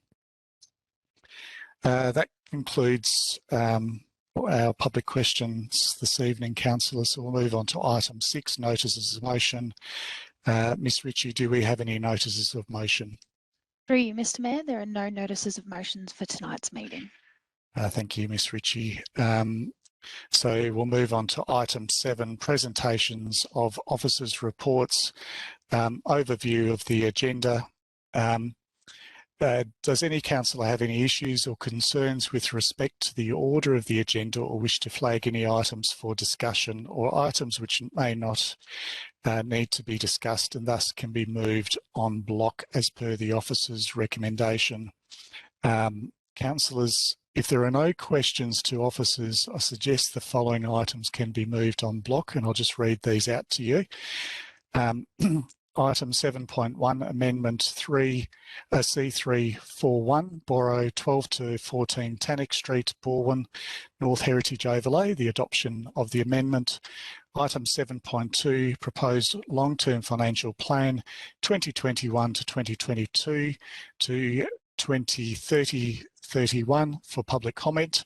Item 7.3, Adoption of the Terms of Reference of the Boroondara Reconciliation Advisory Committee and the Camberwell Junction Advisory Committee. Item 7.4, the Instrument of Delegation from Council to Management Performance Review Delegated Committee, and Item 7.6, Review of the Road Management Plan. I just want to check with councillors that councillors don't have any questions on those items and are happy to move those en bloc. If so, I'm in search of a motion. Sorry, Councillor Sinfield, I just looked down. Did you raise your hand? I'm prepared to move such a motion. Thank you. And do I have a seconder for that motion? Councillor Biggar. To assist Councillor Sinfield, is there any opposition to that? There appears none. Councillor Sinfield, do you wish to speak to those items or put the motion to the vote? I'm very happy for the items to go to the vote and thank officers in preparing the reports and doing so. Thank you, Councillor Sinfield. I'll now put that motion to the vote. All those in favour? I declare that carried unanimously. Thank you, councillors. We'll move on to, I've just got to move through my papers now. Mayor, can I make a suggestion at this juncture? Sure, Councillor Sinfield. That perhaps before we launch into the next what might be quite lengthy agenda items, that a short couple of minute adjournment might suit councillors. I think that might be appropriate. So I'm in search of a motion to adjourn for 10 minutes, councillors. Is that comfortable for everyone? There are plenty of hands up, so I've got no issues with a mover and a seconder. All those in favour? I declare that carried unanimously. So we will adjourn for a 10-minute break. Well, welcome back, everyone. And I just want to clarify the seconder, Councillor Park. Did you second that motion to adjourn? Yes, Mayor, I did. Thank you, Councillor Park. So, councillors, I'm in search of a motion to resume the council meeting, moved by Councillor Sinfield, seconded by Councillor Galt. All those in favour? Declare that carried unanimously. Thank you, councillors. So we'll move on to our next item of business tonight, item 7.5, the Climate Action Plan adoption. This will be introduced by Mr. David Shepherd, Manager of Environmental Sustainability and Open Spaces.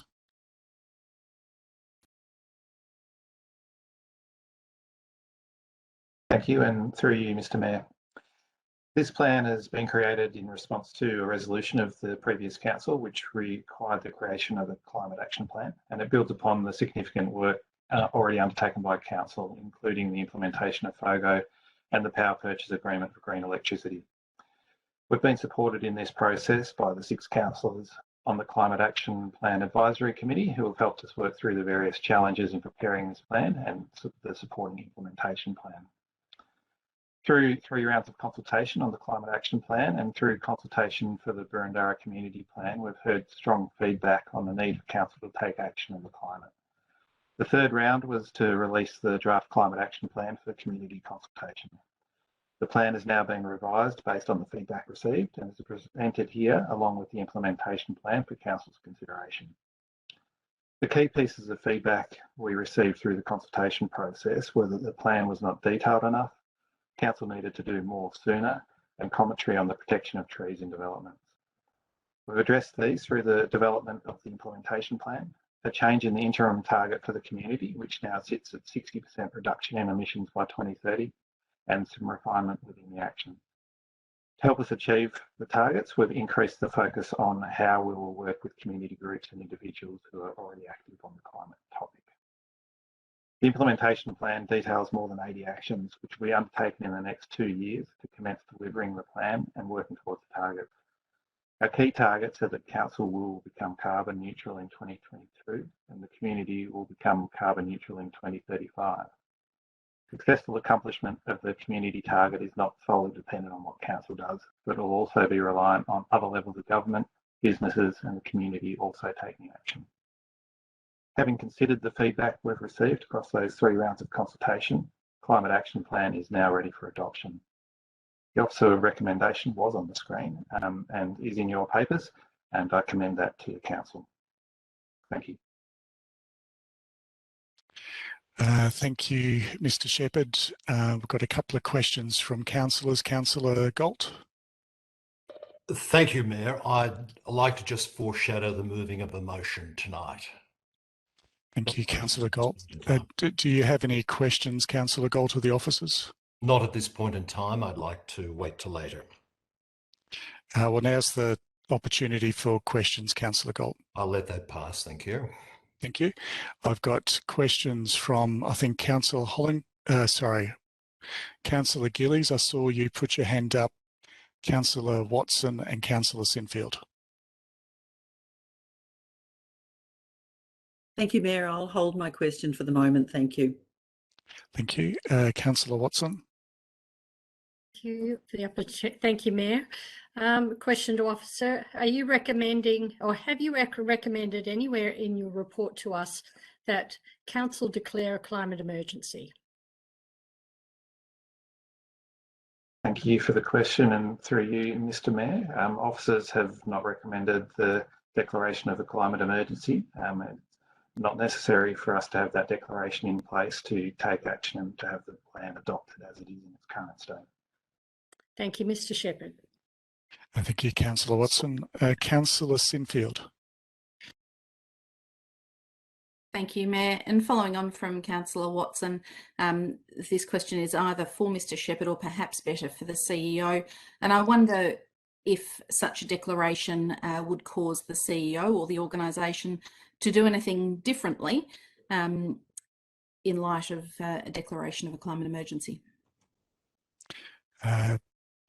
Mr. Storer, do you wish to answer that? Thank you, Mr. Mayor. The action taken by staff will be in accordance with the Climate Action Plan and the associated implementation plan. And so those things will be our guide. The declaration of a climate emergency doesn't determine the outcome of what those documents will be and will state. That is what will be guiding our action. Follow up, Councillor Sinfield. Thank you, Mayor. I do have a couple of other short questions. I'm wondering whether the CEO or any officers have sought advice from the Emergency Management Commissioner, Mr. Andrew Crisp, in relation to such a declaration. Through Mr. Mayor, the answer would be no. Yes, further question, Councillor Sinfield. Thank you. I'm wondering whether our local laws here in Boroondara provide for such a declaration of an emergency locally here in the City of Boroondara.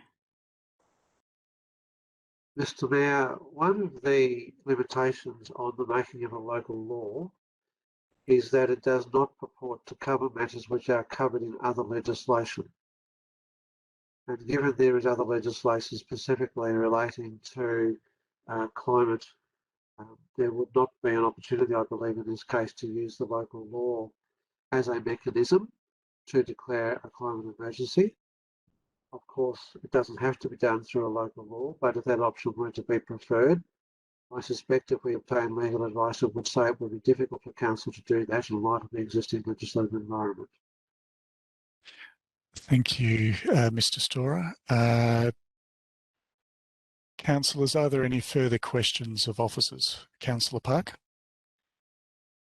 Thank you, Chair. I'd just like for officers to step through the names of the councillors who are members of the advisory committee, just to refresh my memory.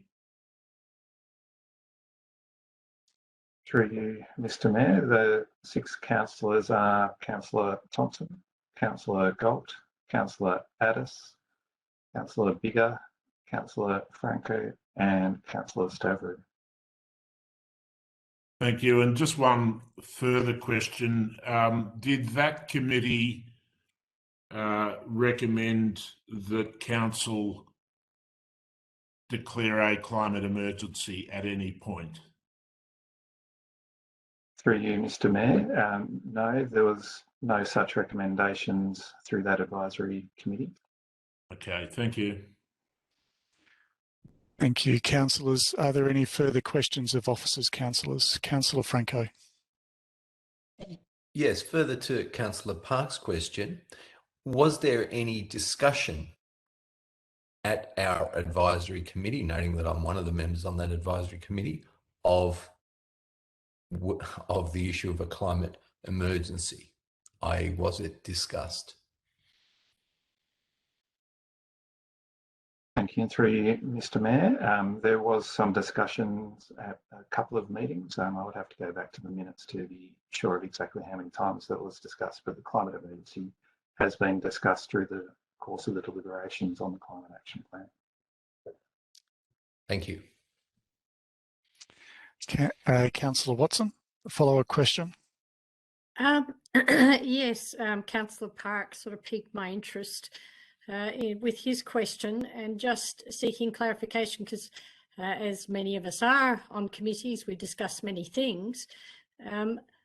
So this committee, of which the majority of councillors are on, has not made a recommendation to the broader council of the adoption of a climate emergency.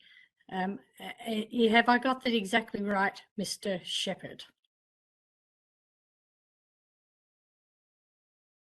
Thank you for the question. Through you, Mr. Mayor. That is correct. There's no recommendation from the advisory group. The advisory group did have conversations about the climate emergency, but the advisory group do not make recommendations as such. It is an advisory group and has those discussions, and the recommendation tonight is the officer recommendation. Thank you, Mr. Shepherd. Councillor Sinfield, a follow-up question. Thank you, Mayor. Yes, I'm just following up in relation to what the CEO advised me upon my earlier question. Just in relation to legal advice as to whether there has been any sought as to the validity of such a declaration, should one be declared or sought to be declared?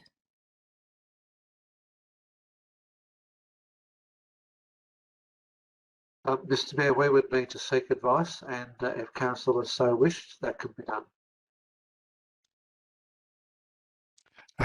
Thank you, Councillor Sinfield. Are there any further questions of councillors, of officers? Sorry, Councillor Parker, follow up. Thank you. Yes, it's. I'm just trying to understand the nature of the discussions that the officers referred to. So there were some discussions by councillors at that committee about declaring a climate emergency. I'm trying to get my head around it because there's no recommendation to that effect, but it's been foreshadowed, and it's clear that at least 5 of those 6 are springing that on us tonight, as it were. So I'm just trying to understand how that's come about. About 3 hours before this meeting started, I became aware that this was going to be debated tonight. So I'm just struggling to understand what was the nature of those discussions. Mr. Freer. Thank you, Mr. Mayor, through you, just to support Mr. Shepherd.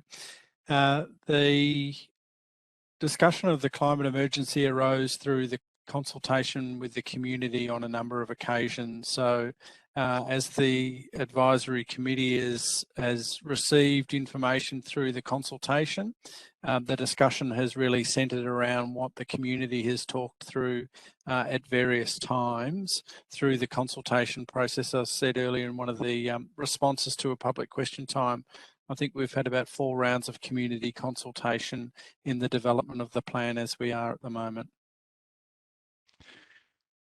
Thank you, Mr. Freer. Now I'm going to go to, I think, Councillor Bigger. You've raised a question. Did I see other hands? Councillor Watson, I see you're going to ask another question. Are there any other councillors that are seeking to ask a question?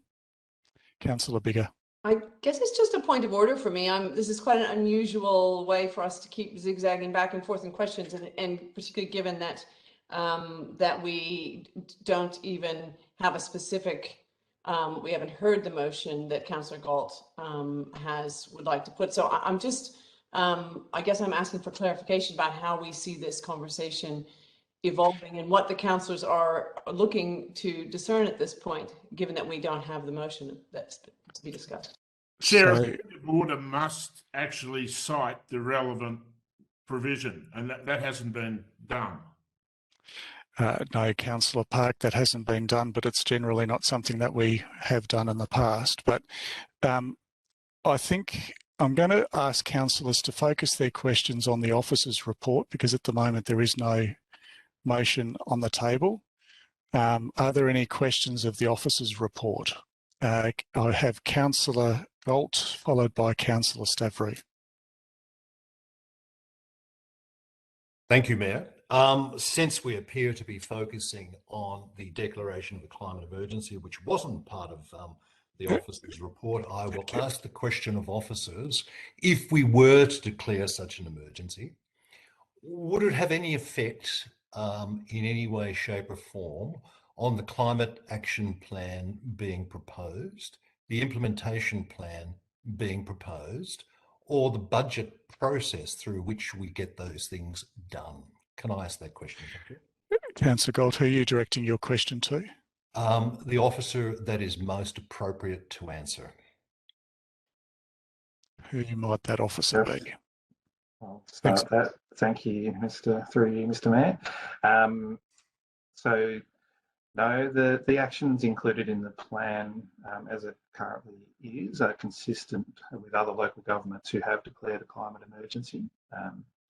And there's no particularly formal processes or obligations that are required as a result of a climate emergency declaration. So there would be no impact on the plan or budget deliberations by council. Thank you. Thank you, Councillor Galt. Councillor Stavrou, and then I've got again Councillor Councillor Park. So thank you, Mr. Mayor, through you. Again, I'm not sure who to address this question, but perhaps it was right at the bottom of Councillor Sinfield's question. But what would a standing of a climate emergency be? The motion of a climate emergency, what would its standing be if it has no effect on anything?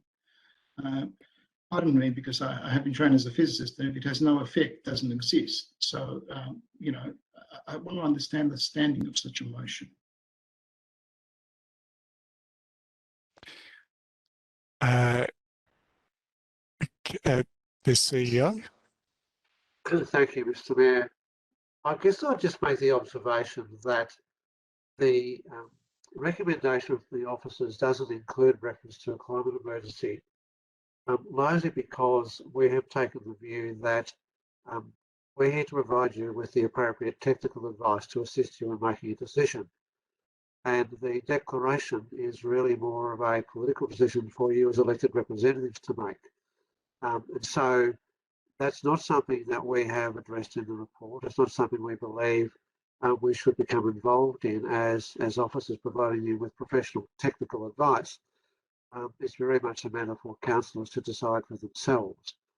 And of course, as has been said, our actions will be guided by what is in the Climate Action Plan and the Climate Action Plan Implementation Plan. That's what will drive the way in which the staff are going to pursue this, and of course it's subject to budget allocations by council. So they are the key drivers. We are not the ones putting forward a recommendation for this because we believe it's really a matter for each of you as elected representatives. Thank you, Councillor Stavrou. I've got Councillor Watson, and I note, Councillor Watson, this is your fourth question, and then I've got Councillor Park. Thank you, Mayor. A question to Mr. Shepherd. I read the Burundara Community Plan and was involved in the consultation, and you mentioned that there was some discussion about how the community that there was discussion about a climate emergency with the community. Now, in that report, and direct me to where I'm missing it, you seem to allude to that in that report that there was a community saying that they wanted a declaration of a climate emergency. I didn't read that in the report. Could you please clarify?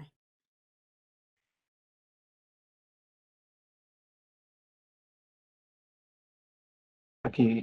Through you, Mr. Mayor, am I able to clarify that question? Are you referring to detail in the report itself, or are you referring to conversations this evening? No. Well, there was mention of conversations talking about the Burundara Community Plan consultation, and there seemed to be a line drawn between discussions in the Climate Committee about the Burundara Community Plan consultation, that there seemed to be a direct link drawn between this need to have a climate emergency and what was said in that community consultation. Now, my question to you was, in that Burundara Community Consultation report, I don't recall ever reading that the community expressed the overwhelming desire for us to declare a climate emergency. In fact, I don't recall seeing that in the report at all. I certainly remember the community saying that they were very concerned and caring about our parks and green spaces. And number 3 was the environment, but I don't recall them saying, and I don't recall it reading in that report that there was a need to declare a climate emergency. The community asked for it, but yet there seemed to be this notion that the committee believe that that's what the report said. So my question to you is, where in the report did it say it? I didn't see it. Mr. Freer. Thank you, and through you, Mr. Mayor. I'm sorry, Councillor Watson, my reference earlier to the rounds of consultation in regard to the development of the Climate Action Plan. I think we had 4 rounds of consultation. The notion of a climate emergency arose through that consultation. I'm certainly not aware of it arising through the community plan consultation, but through the multiple rounds of consultation in the development of the Climate Action Plan. Could I have a follow-up question to Mr. Freer? So the Burundara Community Plan is the wider community engagement.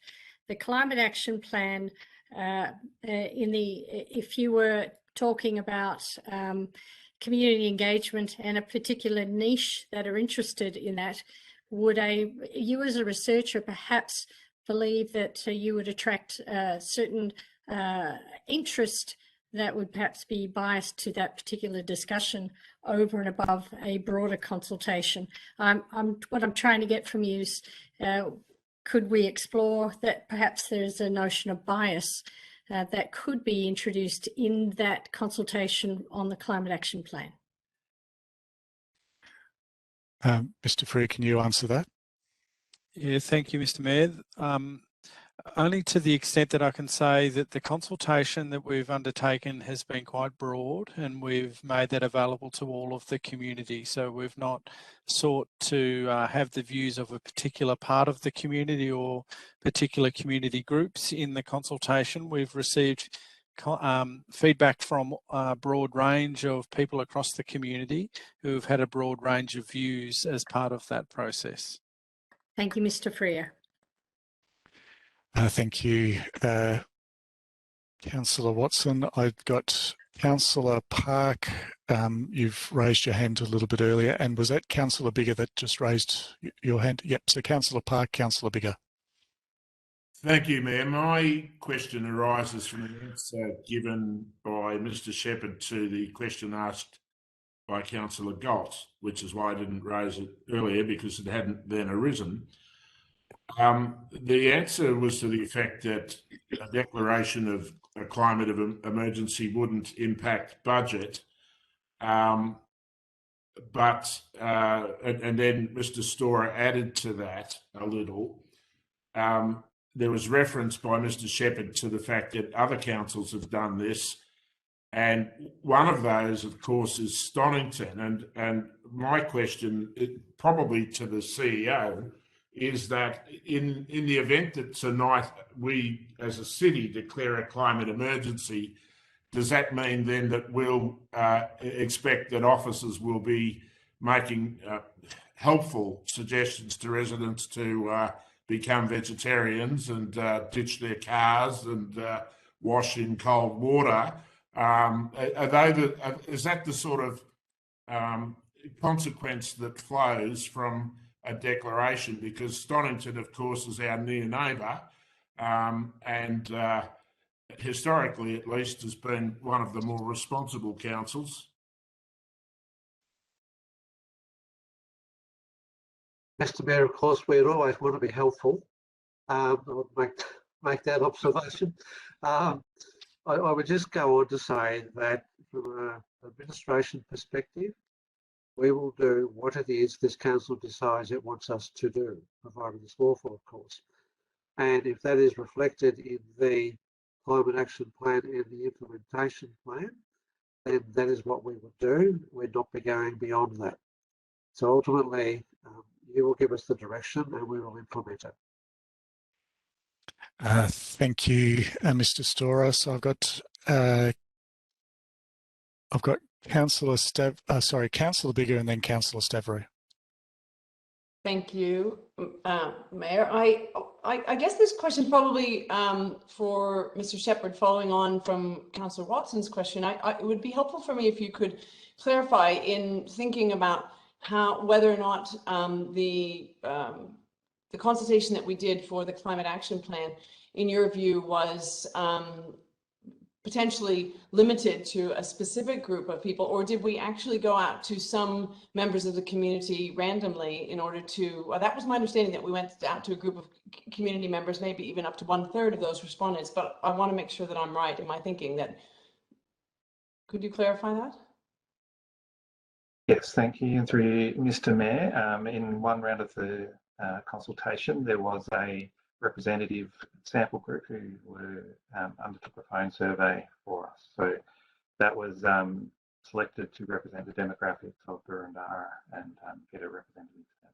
And do you know about how many people, or what percentage that represented? Was it, am I right in thinking it was about 1/3, or is that a poor recollection on my part? Or am I putting you on the spot? You're putting me on the spot because it was an earlier phase of consultation, I think.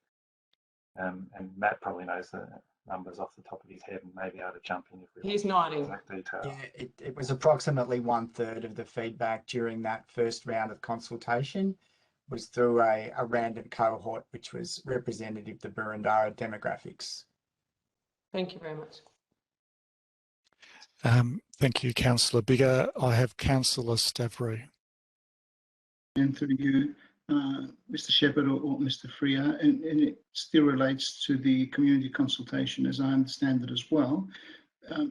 My understanding is that we do the broader community consultation to guide our decision making, and there's always free text available for the community to put their thoughts in there. And at least that's sort of forming my opinion over time. And I know that in the committee that we may have discussed it very early on, discussed the issue of climate emergency, but in the broader consultations, if the community thought that this was at the top of mind, they would have actually placed the climate emergency words in the free text.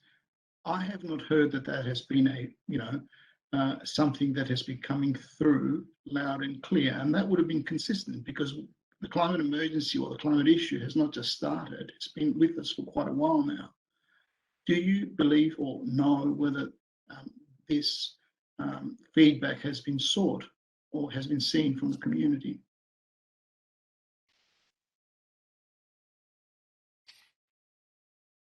Thank you, Councillor Stavrou, and through you, Mr. Mayor. As you correctly state, in each of the consultations that we undertook, there was free text fields. I believe in all of those, and the consultant's report on the consultation is in the council papers tonight, but I believe in all of those that there was some mention of climate emergencies. We would have to check through to see the exact level and detail in there. Sorry, can I just clarification here? Sure. Thank you, Mr. Mayor. are we referring to the actual broad community consultation or the consultations we undertook for the Climate Action Plan? I was making reference to the consultation for the Climate Action Plan. I'm more interested in the document that we base our planning on. And I'm thinking over the years whether such a free text input would have been received to lead us to believe that the community wants us to declare a climate emergency. Can you answer that, Mr. Shepherd, or? No, I can't answer that. So obviously there was a deputation and a petition that was tabled in council 12 months ago, Councillor Stavro. Councillors, are there any, Councillor Galt? Oh, and Councillor Hollingsworth, I've got you down as well. Thank you. Yep. Thank you, Mayor. Look, there's been a lot of chatter about, discussion tonight about, is it legal, is it proper, all those sorts of things. My understanding of the declaration of climate emergency, I'm working up to a question. Thank you, Councillor Galt. We can decide what our interpretation of that is. Is that, can I direct that to the officers? Is that their understanding? Because I understand they're aware of what has happened in other councils. Mr. Frere? Yes, certainly that is my understanding, Mr. Mayor, that it is to each council to make its consideration of how that may be responded to. I'm not aware of any format or standard that should be applied to local governments in consideration of a climate emergency. Thank you. Thank you, Councillor Galt. Councillor Hollingsworth. Thank you, Mr. Chair. I was wanting to answer the question that Councillor Stavro asked. My understanding is in the report it states that there were 63 responses requiring higher aspirational targets, 62 responses requesting declaration of climate emergency. Councillor Hollingsworth, sorry, we're in question time if we can. If you've got a question of the officers. No, I'll leave it there. Thank you. Thank you. Councillors, are there any further questions of the officers on the council officer report? There being none, Councillor Galt, you foreshadowed a motion. I do, thank you, Mayor. Can we get that up on the screen?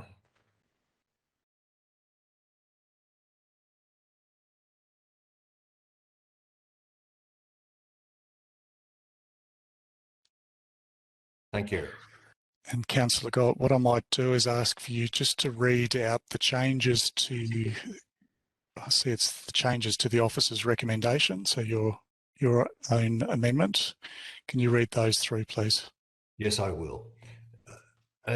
Item 1 and 2 is exactly as per the officer's recommendation. Item 3 is simply modified to remove the fixed budget time at which it'll be considered, because it does run over a number of years, and simply say a future budget allocation. To that, we have added, I have added 3 points, 4, 5, and 6. 4 reads, acknowledge the community's strong support for council to act on climate change and now declare a climate emergency. 5, note that all actions that flow from this declaration are included in items 1 and 2 above, and any subsequent version of these plans adopted by council. 6, note funding for any actions arising as a consequence of the climate emergency declaration will be limited to and align with council's decisions taken in respect of budget allocations to implement and adopt the Climate Action Plan and the Climate Action Implementation Plan. Thank you. Thank you, Councillor Galt, and I might just ask officers to drop down that motion. So that is the motion that's on the table. I'm in search of a seconder. Councillor Gillies. Thank you, Councillor Gillies. To assist, just write these down. To assist Councillor Galt, is there any opposition on this item? There appears to be opposition on this item, so I'll move to you as the mover of the motion to speak to your motion, Councillor Galt. Thank you, Mayor. It's now probably more than a year since a motion similar to this was put forward to council. At that time, I watched and I remember we were asked to wait till we got community feedback before a decision was made. We now have that feedback. There was strong support, as we've talked tonight, throughout the consultation on the Climate Action Plan. There was also, surprisingly, almost the same level of support throughout the consultation on the community plan. And often the requirement or request for a declaration on climate emergency was made in responses to those questions. But I'm not just putting this forward tonight purely because of community support, and we do have strong community support. 2 weeks ago, there is clear evidence why we need it. 2 weeks ago, I talked through the major conclusions of the IPC, that major, huge UN report, but I won't go there again tonight because we have discussed it in meetings with councillors before. But you don't have to read that plan. You only have to switch on your television, open your newspapers, and the evidence is clear. We've had horrendous fires in Australia. I don't need to go back over those. Now we've seen very similar fierce fires in California, Greece, Turkey, even a number of years back in the Arctic, unbelievably so. And often the officers talk about the ferocity of these fires. We've recently seen floods in Germany in villages that have never had them before. We've seen droughts grow in frequency and length. We've seen serious damage to our iconic barrier reef. We've seen the loss of our kelp forests. The IPCC report suggests that we all must act to do something about this. And this is the decade for major change and major action. I commend council for at least making some very major changes over recent years to adopt FOGO and renewable energy, and we're well on the way and it's ongoing. That's terrific. Our major challenge now is to bring our community, the Boroondara community, with us. After all, that's where 99% of our emissions come from. I didn't understand fully what council was doing when I stood for council. I now do. And I suspect lots of other people don't. That's probably why we use the word aspirational when it comes to dealing with the community.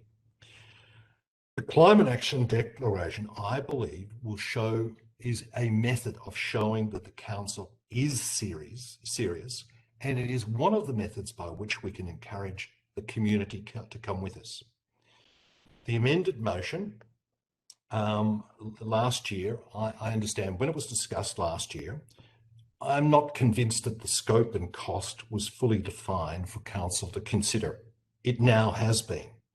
We're saying that all actions that we would anticipate happening following the declaration we've already made as part of the Climate Action Plan and the implementation plan, and that the costs associated with it are absolutely no different from the costs and the money that would have to be put behind those two plans. I therefore strongly commend this motion to you tonight. Thank you. Thank you, Councillor Galt. Councillor Gillies is the second to wish to speak now or speak later. Mr. Mayor, depending how many others would like to speak, but at some point I would, thanks. Okay, so I'm in search of others that are seeking to speak on this item. Councillor Biggar and Councillor Watson. So Councillor Biggar first, Councillor Watson second. Thank you, Mayor.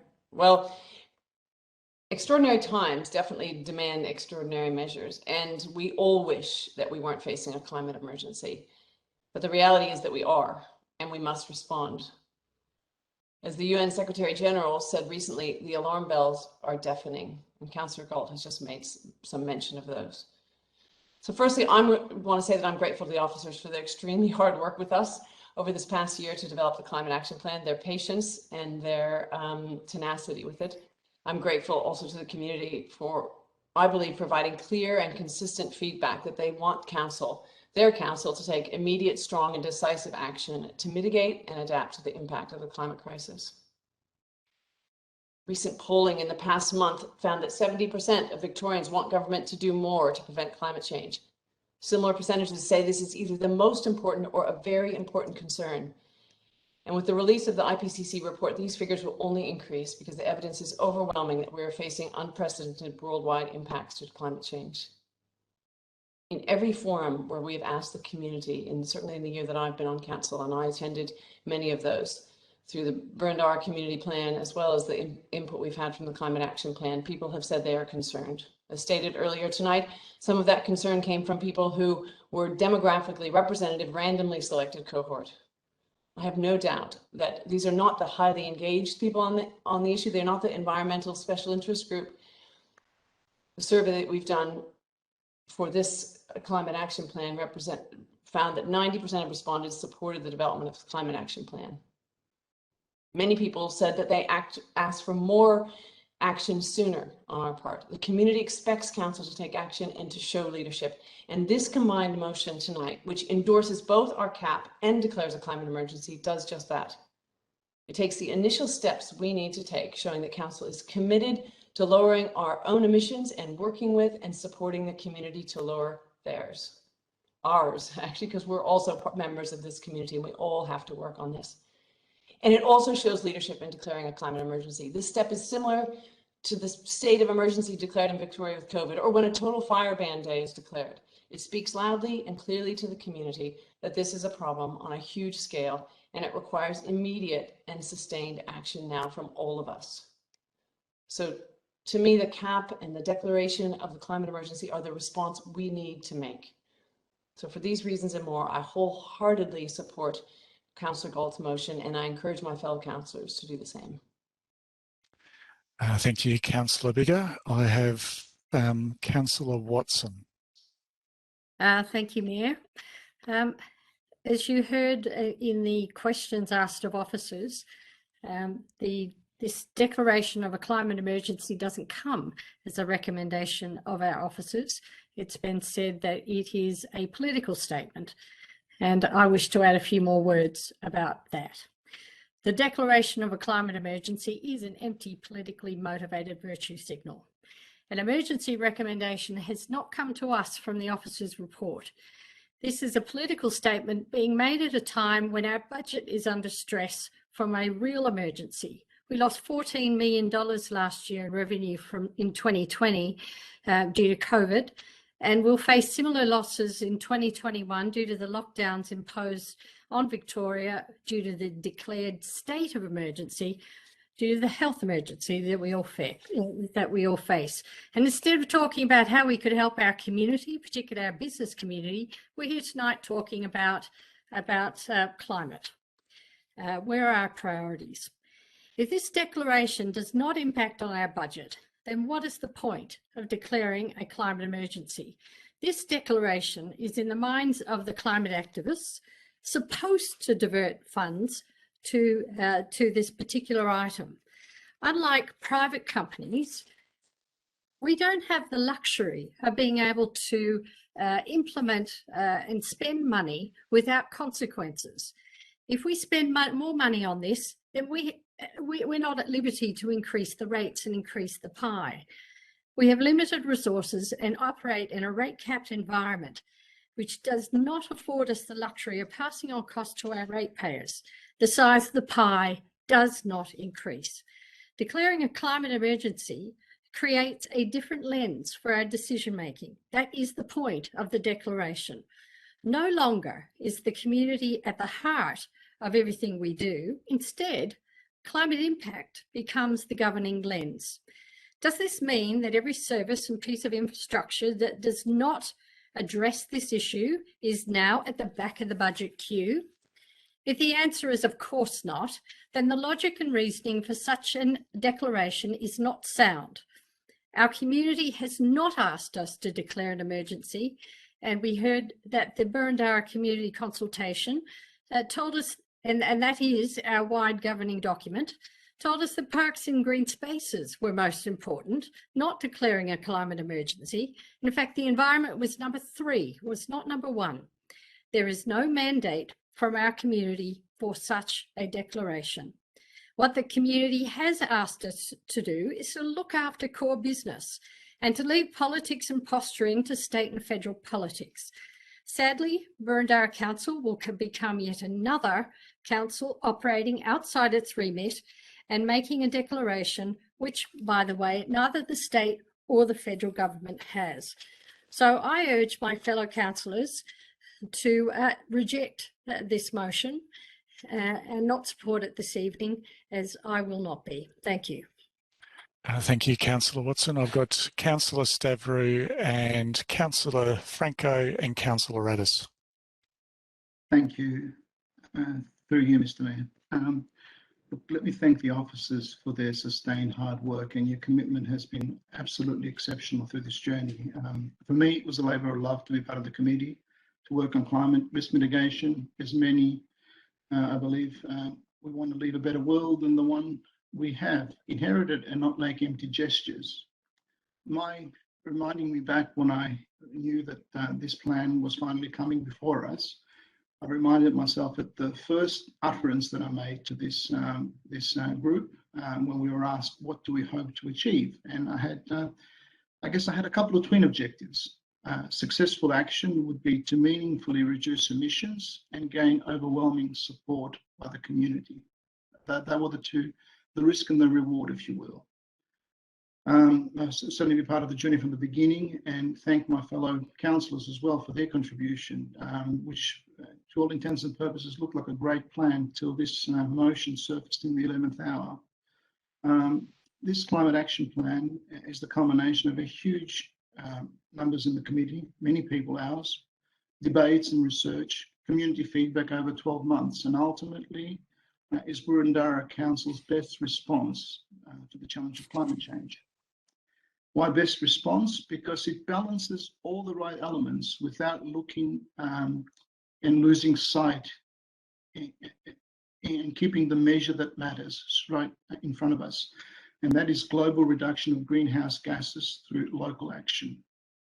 This plan is first and foremost responsible on the climate, responsible on the budget, and above all, responsible to what Burundara residents expect of us, to balance all the needs appropriately. So I think here I share a lot of the assumptions that Councillor Galt mentioned, but I'm drawing different conclusions.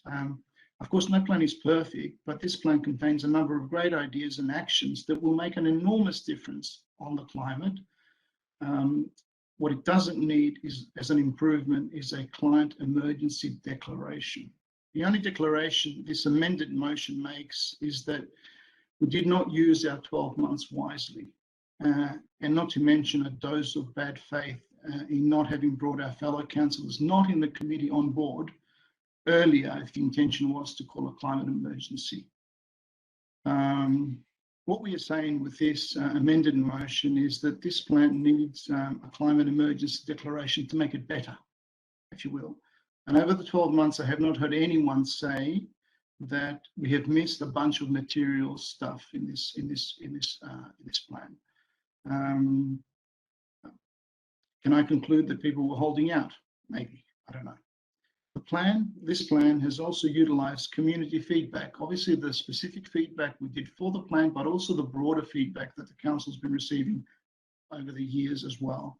And there, I don't believe we have received that much specific wordings to the climate emergency that is so put forward with great confidence. I'd like to base my decisions on data, not wishes. I'm not saying that a climate emergency declaration is always and everywhere inappropriate. Certainly not. I'm strongly opposed to it in this particular council and right now. I'm opposed to it now because some will say it's the IPCC that's changed, but my response to that will be that we have been working on a climate action plan already, and the council was already taking action. So we're not waiting for the IPCC report. The truth is that we had all the signs we needed for years, and this cat moves as fast as it can prudently move. In fact, a climate emergency would have been more appropriate in the last term of council because more is done now. More is done now. So there's another place where I depart from Councillor Galt.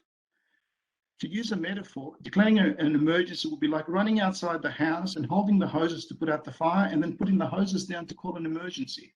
That's the wrong way around. At least that's how I see it. And why am I opposing it for this council? This council has been and continues to do great work on the climate. Councillor Gold said it. Even a climate, person with great intentions and very informed like himself did not know what council was doing. This council has been doing great work.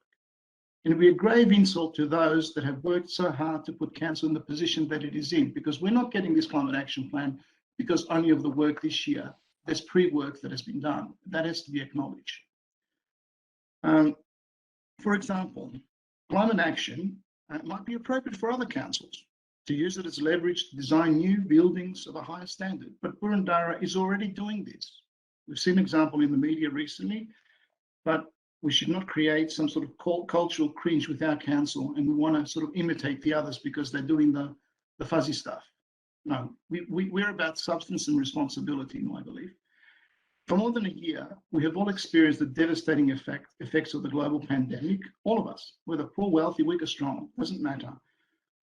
Doesn't matter who you are, the rapid spread of the infection meant that we depended on each other on our efforts to stay safe.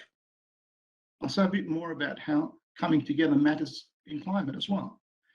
Over the course of the pandemic, we have learned how vulnerable we are and that we cannot control everything. Our council has needed funds to support our community, and last year alone, and the Delta strain has meant that more funds have gone into this pandemic. We continue to need to be prudent, need to be balanced. Projects have already missed out from previous budget constraints. That was earlier deliberations this year. A lot of projects missed out. Is calling a climate emergency not then on par with current emergency and therefore will be critical to review all projects to determine whether they pass the test of being of a higher priority than a climate emergency? For example, why would we go and renovate things like the tuck stand or various pavilions? They would hardly be urgent matters after a climate emergency. I just can't see it. If a climate emergency is voted, I cannot see how we can proceed managing the council in the same way and not be accused of hypocrisy. How far do we go? Do we ask for a full review of all our liquidity and banking lines to see how much climate change they're mitigating? Not doing so would be hypocrisy written in the large. We have sought and received community feedback so many times, and never have I seen the Boroondara community say that they want a climate declaration. In numbers, isolated, small groups, absolutely. Groups that are informed, absolutely, but not in numbers. The reason for this is that we live in an intelligent community, and they would have done so if they saw that council was not taking action. They see that we're taking action. If council is in the business of declaring emergency, a planning emergency is more appropriate, because the densification hypothesis, at least, that has informed the past 2 decades is falsified. Bad for climate and bad for pandemics. What are other issues that are we going to call an emergency on that put many Australian lives at risk? Or globally, are we going to be in the business of calling emergencies? Let me come to another crucial reason why a climate emergency may at best be counterproductive. As we see in the Climate Action Plan, 99% of emissions come from our community and not from council activity. That we share with Councillor Colt. We as leaders need to bring everyone on this journey and achieve meaningful change. I'm afraid that a large part of the community will be resentful and angry on calling a climate emergency. This will mean that people already on board will have to do much more of the pulling. And that's unfair for those that are on board already. So who's the emergency for? Those on board are already on board. But those we need to convince, I believe, will run a mile, because they will conclude that this council has been taken over by woke ideology and we run the risk of losing them. Truly believe that. There's one conclusion, that this is a feel-good motion and virtue signaling at its worst, I would say. We should not be feeling good about the climate problem. I mean, it is a big problem, and I'm proud of what Boroondara is doing. You know, not feeling good about it makes us move. But no climate emergency political stunt like this will change the problem. We have to solve it. as a community. We need to understand this problem requires a long community journey, and all educated people know that it is an economic problem, which a simplistic declaration will seem a very immature thing. We need the community to be coming together to solve the climate problem over many, many years. Let's make no mistakes about that. A council that will be branded as having been taken over by climate zealots will not be capable of uniting the community. The result will be lost time on the climate that we don't have. Make no mistake, we will be branded as such by a large number of the Boroondara community. Is this responsible? I don't think so. Now, finally, let me come to clauses 4, 5, and 6. Really, they're climate Clayton's emergency clauses, really. You know, they look like Frankenstein bolts bolted onto a perfect motion that had a very good plan behind it that we worked so hard. Now, Councillor Stavrou, I just mind you that you're over your 3 minutes. I'm about to finish, Mayor, if you indulge me. I'm asking, how is this responsible leadership? I certainly support the Climate Action Plan and the Implementation Plan, but I cannot support 4, 5, and 6, and ask my fellow councillors not to be taken in by purely signalling gesture and put our back behind the plan to achieve carbon neutrality. Thank you, and I apologise for the lengthy speech. Thank you, Councillor Stavrou. I have Councillor Franco followed by Councillor Addis. Thank you. When I stood for council, I committed to doing my part to ensuring that Boroondara Council is an environmental leader, and I'm delighted to have this motion here before us today, and delighted that I'll be supporting it. Like Councillor Galt said, I also watched that council decision back in prior to the election where council failed to vote for a council emergency and signalled basically its limited concern and hostility towards environmental concerns. And I watched that in relation to other environmental projects such as Camberwell Green, which was so resoundingly opposed by this council. So it's great that we are here today. This is a very important step for this council and the way it's going to be perceived and the way it's going to move forward. I'd love to say it's a tremendous step in leadership, but it's really catch up. Organisations across Australia have been leading the way in developing environment and planning climate action plans for decades.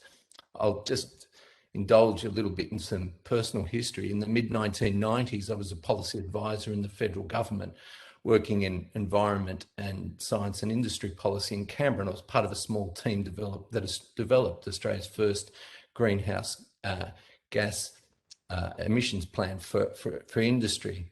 That was in the 90s, mid-90s. It's decades ago. I find it extraordinary that here in the year 2021, we're now finally about to adopt, I hope, our first inaugural climate action plan here at Boroondara. I mean, this is not leadership. Leadership is where elected representatives take a stance that isn't popular and widespread, that's contrary to the majority outlook and opinion, and that despite to the risks of re-election for those of us who are elected, we still go out and take that stance because it is in the public interest and it is in the right thing to do.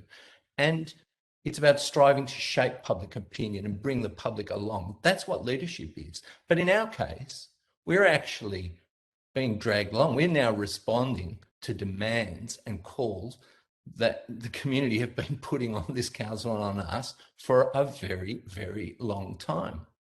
It demonstrates that we've been laggards and that we're really in catch-up mode. It's great that we're here, but let's be real about it. Leadership is something else. It's really stepping forward. It's not being dragged to where we are. I do want to flag, and I think this is important, I want to reiterate some of my concerns with the way this has been developed. Firstly, I want to flag that I think it's poor that we didn't have external experts on our advisory committee. I think this was a deficiency, and I think we should still look in future to having external experts on our advisory committee and having external experts oversee implementation in future, and I think we'd certainly benefit from that additional expertise. I also want to focus on a point I've made previously, and I think it really is very important. The fact that we excluded the action plan from the consultation process. What do I mean by that? We've renamed the action plan an implementation plan, and we've extracted it and just released the overarching aspects of the plan for consultation. Now, this is, may say, well, is this because our climate action plan is so important that we've taken a very different approach?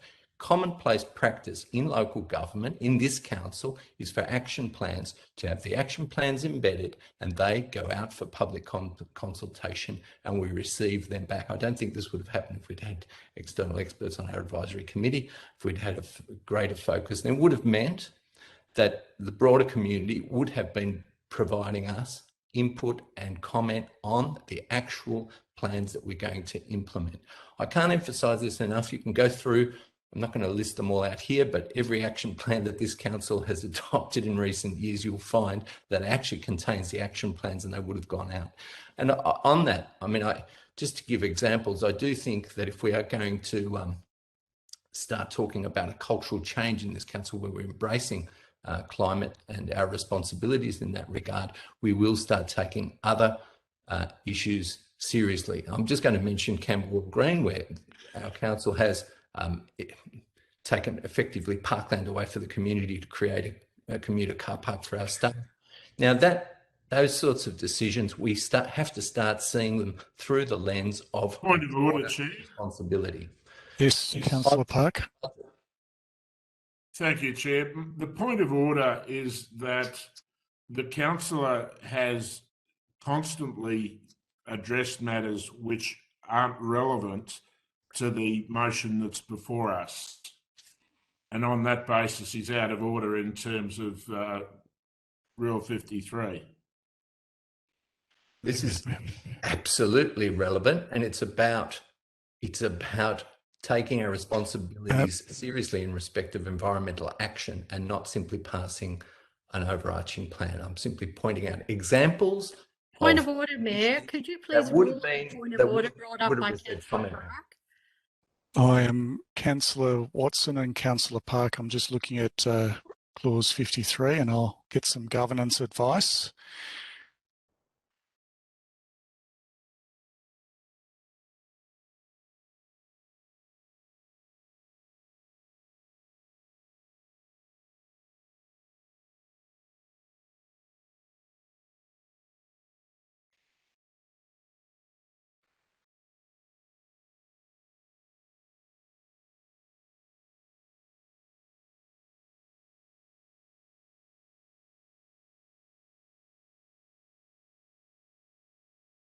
Thank you, councillors, for your patience there. Yes, I've got some governance advice, and Councillor Park is quite correct with regards to the debate is not a debate with regards to the matter on hand.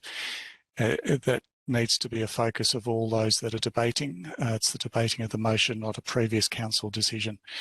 I'm going to return to you, Councillor Franco, to continue on with your debate. Thank you. Wrap it up. Thank you, Mayor. Just a couple of points to finish. On the budgetary and financial implications, these are matters I take very seriously. I remain very concerned. I do consider that we do need to come back and review our budget. I think I would like to see that revisited in respect of our embracing. This has been an issue that's been raised in respect of a climate emergency and whether it has budgetary implications. Well, I do, for one, think that the way our budget is framed is certainly not in accordance with the ultimate environmental objectives that I would certainly like to see this council embrace. In respect of a climate emergency specifically, I think it is time for our council to finally acknowledge and recognise the situation our planet is in. Declaring a climate emergency once upon a time was a demonstration of leadership. It's a bit late for us to claim the mantle of leadership, given that so many councils around us have adopted embraced and acknowledged declarations that we're in a climate emergency. But it is about signalling. I do think it is. It's a way of publicly signalling and recognising that we accept the scientific consensus, that we accept the need to act firmly and decisively, that we are not simply committed to undertaking the minimum we're required to do under state government legislation that now requires us to take matters of climate into consideration, but that we do want to go beyond that and actually go forward. I want to finally comment on a couple of points in relation to Councillor Franco, I'll also just remind you that your 3 minutes is probably concluded as well, if you can wrap up. 2 final points. We've been told that we didn't receive advice in relation to a climate emergency from the CEO because this was more of a matter of politics. And, well, I mean, when it came to the council prayer, we did receive advice, and that was a matter of politics. So the inconsistency there. You don't like that one, I can imagine. Okay. I just don't want to draw into question again the governance rules, Councillor Franco. Thank you. And also, we've been told, you know, by Councillor Watson in respect of how many people have commented to us and how many people have reached out to us and whether this is an issue. Is it really an issue all the time? Again, I mean, I'm going to probably be ruled out of order, but in relation to the decriminalisation of the sex industry, there was no waiting for community. We've gone out and said we're going to create public community. Point of order, Chair. Point of order. No, Rule 53. This is just not acceptable. Now, but I'm pointing out okay, Councillor Watson, Councillor Franco, does that conclude your presentation? Thank you, Councillor Franco. Look, councillors, just so that everyone's aware, with the new governance rules, we do have a clause in there for points of order with regards to debates. The debates focus on the matters to which we're actually debating. Not previous matters that have previously been debated or anything like that. I will move to the next speaker who foreshadowed, which was Councillor Addis. Thank you, Mr. Mayor. Look, I very much support adoption of the Climate Action Plan. It's an excellent piece of work, and I will support the motion, but I do actually have some reservations. I think that declaration of a climate emergency is an important action, and it's one which warrants careful consideration and debate. Now, I think pairing it with another important action, namely the Climate Action Plan, confuses councillors, and we represent the community. So by pairing it, I think it confuses our position on the Climate Action Plan. There's a risk that our views on the Climate Action Plan are confounded by putting these two important motions together. What we have before us is a really thoughtful and measured plan, and I certainly thank the officers for the expertise they've shown in advising us throughout this process, and also for the excellent work that they've done in putting together this report. We all need to do what we can to really to save the living creatures on our planet.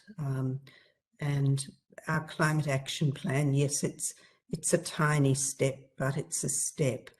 Our planet will survive, but unless we all do what we can, we and all the living creatures that share this wonderful planet with us will not survive. So again, I very much support the Climate Action Plan and thank officers for their work. Thanks, Chair. Thank you, Councillor Addis.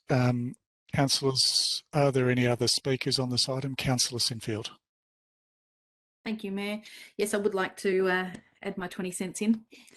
I'll preface my comments by saying that I'm a very environmentally conscious member of our community. I separate my waste into 5 or 6 streams. I'm a waste warrior and a recycle coach in our house here.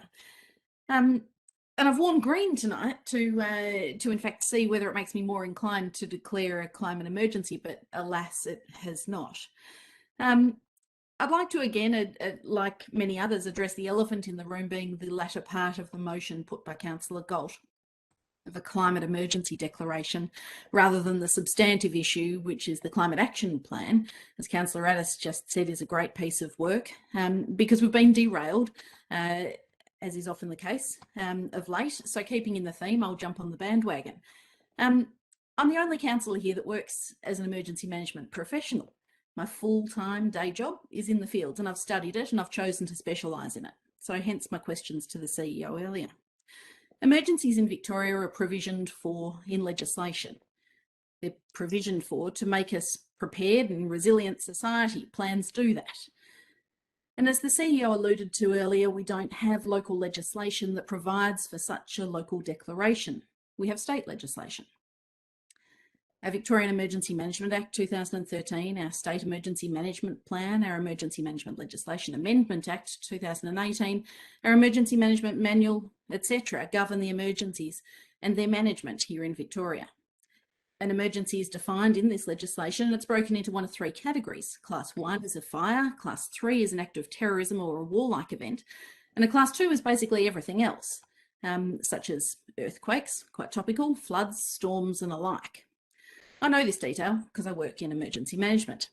States of emergency specifically are provided for in other legislation, such as the Fuel Emergency Act 1977, Essential Services Act 1958, Public Administration 2004, but alas, not in the City of Boroondara local laws. We're currently under 2 states of emergency in this great state. We have a health emergency declared under the Public Health and Wellbeing Act, as well as an energy emergency, which might have lost focus for many, which is still currently declared, as I understand it, due to the structural issues at the Yallourn mine site. Furthermore, we've also had a state of disaster in the last 12 months or so. I'll also make some remarks, not at all being critical of officers and their tough job that they're so often faced with, about our community engagement methods. And I make the observation that members of our community who take up the opportunity that we offer to share their views are frequently the same people. Further, I note that from my experience that some sectors of our community are far too busy running their businesses or chasing their children to engage with us, to be frank. A large radio network, which I'm sure several listen to, is frequently referencing the noisy 3%. And I would suggest that officers would have a very difficult time in gaining a balanced participation and engagement entitled, in such an effort entitled Climate Action Plan engagement. I think that the FOGO initiative is one of our great local initiatives, and I'm proud to have been a part of that decision-making process in recent years. I'm in support of real action here to protect and preserve our local environment. I don't believe in taking steps or grandstanding because I don't think it'll achieve anything real and tangible for our community. I'd like to take real action to support our community on our local economic emergency, with commercial vacancy rates unlike ever seen before. I'd like to take real action to support our community on our mental health shadow pandemic. This too would be a worthy emergency declaration. I'd like to take real action and support our bee community. Yes, you heard right, Councillor Addis, to your point, because we have real work to be done in this regard in our parks and gardens and residential backyards to encourage bees to pollinate and produce food for our growing community. This too would be a worthy emergency declaration. But we need to draw a line. And I want to focus on our remit of rates, roads, rubbish, and about 50 odd other services that we provide as core business in a rate-capped, constrained environment. Take action and focus our efforts on ensuring our own assets are environmentally friendly, our design standards are exemplar, and the facilities that we build for our community will withstand scrutiny. These things are prescribed in the council action, in the climate action plan, and that's real action. I will seek a report as offered by the CEO earlier on the legality of a declaration of a climate emergency, should it be put. I'll leave my comments there. Thank you. Thank you, Councillor Sinfield. Councillors, are there any other speakers before I move to back to the mover? Councillor Gillies. Oh, thank you, Mr. Mayor. And thank you, everyone. I think this has been a very healthy debate. It's one of our livelier evenings, that's for sure. Now, I have to say, I think this climate action plan is both well informed and well developed. It's imperative that we put sound, achievable policy into place and integrate that policy throughout the actions that will come from this point on. I thank and congratulate Councillor Galt, Daniel Freer, David Shepherd, Matt Dixon, our Coordinator of Environmental Sustainability, Megan Levy, Amy Shaw, together with everyone who contributed in a constructive, considered manner to the development of this plan. However, we can't do it alone. There are limitations to what Council can achieve, and we need the community's participation if we're going to have a truly significant impact. We recognised feedback in refreshing the Boroondara Community Plan, our master policy guiding document, and that input from activist groups to neighbours, all ages, sectors, and across the political spectrum, put climate issues in the highest categories. Climate change and adaptation is the defining issue of our time. Whilst the Boroondara community very enthusiastically embraced initiatives like FOGO, and I'd certainly like to acknowledge the work of previous councils here, as already mentioned, community feedback also spoke to a new level of heightened awareness and expectation of leaders in action. Our stewardship duty transcends political ideologies, and our stewardship duty applies to our whole municipality. Regarding the declaration of an emergency, if it's important enough for the UN Environmental Programme, the EU, the British government, the World Bank, nearly 2,000 jurisdictions across, I think it was 34 countries globally, multiple municipalities in our own country, I could go on, to make such a declaration, who are we to not recognise the importance of such language? The effect of that language provides for meaningful communication, and I believe will go a long way towards engaging with our community. As I've said, that engagement is crucial to achieving the outcomes of the plan. I believe this is much more than virtue signalling. It's a sincere move to work collaboratively with our community. And I commend this motion to my colleagues and respectfully seek their support. Thank you, Mr. Mayor. Thank you, Councillor Gillies. Any other councillors wishing to discuss this item before I move back to the mover of the motion? Councillor Park. Thank you, Mayor. I wish to move an amendment. My amendment is the motion that's before us with paragraphs 4, 5 and 6 deleted therefrom. Councillor Park, I'm just going to get some governance advice with regards to that. Just need to seek a seconder. But that's fine.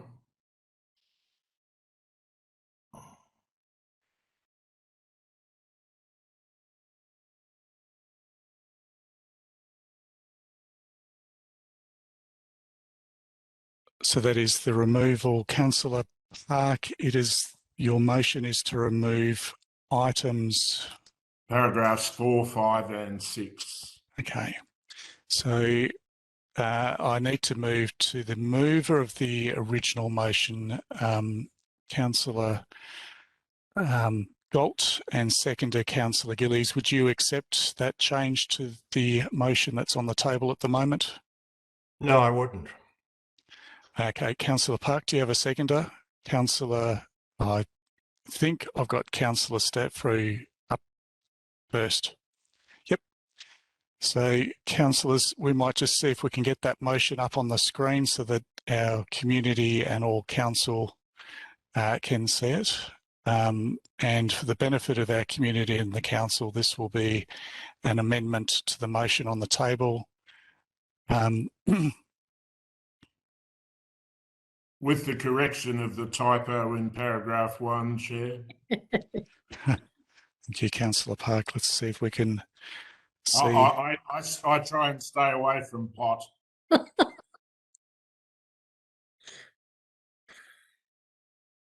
So we'll just wait for the officers to bring that up.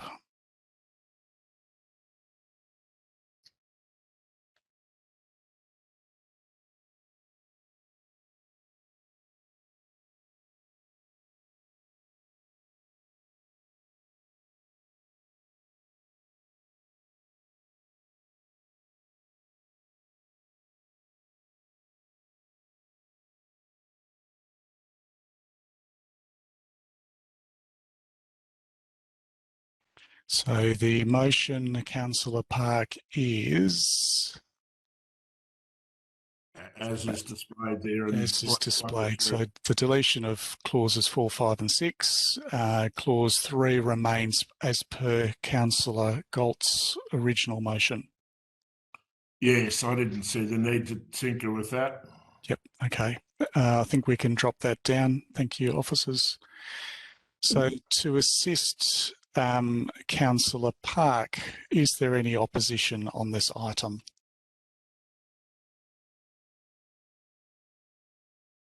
There is opposition. So Councillor Park, as the mover of the motion, do you wish to speak to the motion? Yes, and look, I'll speak to the substance of what's going on here tonight as well. Councillor Galt urges us that this declaration of a climate emergency is necessary to show our community that council is serious. I find that breathtaking because Boroondara has an incredibly engaged community. We've got an incredibly well-educated community. About half of our residents are tertiary educated. They're not stupid. We've got a very, very smart and a very engaged community. We don't need to pull stunts to bring our community with us. Leadership, contrary to what Councillor Franco says, isn't about standing up and beating your chest. It's about showing true leadership. And the previous council did that in spades when it came to the environment and climate change. This is a stunt. This whole climate emergency is a stunt that's been visited upon us tonight, quite frankly, because there was a concern that Councillor Franco was going to move this, and those pushing that line didn't want to leave this in the hands of Councillor Franco, so they gazumped him. So what we have here tonight is a situation where 5 of the 6 councillors who are on our advisory committee have participated in a strategy to bring this before council at very short notice. It's just wrong. And I noticed that amongst the councillors who expressed that they'd be opposing this motion that I've moved was Councillor Addis. Well, Councillor Addis, I think this is a great instance. You actually verbalised one of the strongest reasons for voting for this motion that I'm moving now, and that is separate out the good work that's been done, the action plan, from the chest beating. Now, there's nothing to stop Councillor Galt or even Councillor Franco from moving a separate motion if this motion that I'm moving succeeds. Because if you supported this motion, then you'd actually show true leadership and see a situation where all 11 councillors will put up their hands in support of the plan that's been developed. Isn't that a much stronger statement than marrying it up with nonsense and causing at least 4 of our number to vote against it? If you truly want to show leadership, if you truly want to say to our community, council is committed to this, there's no stronger way to do that than to actually show some leadership and say, you know what, he's right. Vote for this motion, separate it out from the nonsense. And if you want to have a crack at the nonsense later on, then by all means, go right ahead, knock yourself out. But the fact of the matter is that marrying them up is entirely inappropriate. It sends a wrong signal to our community, and it's irresponsible. And if you weren't so busy playing politics, you would have seen that, and this wouldn't be happening. I wonder, as I sit at council, whether some of the new councillors are confused about to what body they were elected. This isn't federal parliament. Why is it here? Why is the declaration of a climate emergency here? I'll tell you why. It's not in federal parliament because the Greens failed. It got booted out in December. So let's pick the low-hanging fruit. Let's go to the local governments. That's why it's here. It doesn't belong here. And to sit here hearing about what the UN Secretary General said, we're not in federal parliament, folks. It's the council of the city of Boroondara. Not state parliament, not federal parliament. Councillor Bigger even made reference to this being like the state of emergency for COVID. Seriously? I mean, that words fail me. And you know, what's council? Is council going to declare a health emergency? Is council going to declare that our residents must all get vaccinated? Is council going to declare an economic emergency? There's businesses, traders who are going broke. They're desperate within our municipality. But they're not imagined threats. They're right here, right now. What are you doing about them? Absolutely nothing. So I ask that all of you vote for this. There's no reason not to. These motions do not belong together, should not have been moved in the manner that they have been. Do the right thing, show some leadership, let this amendment succeed, and let's see a situation where all 11 of us can support the action plan. Thank you. Thank you, Councillor Park. Councillors, just before we've got a seconder, just before we move on to further debate, I'm just going to seek a little bit of governance advice, if I can.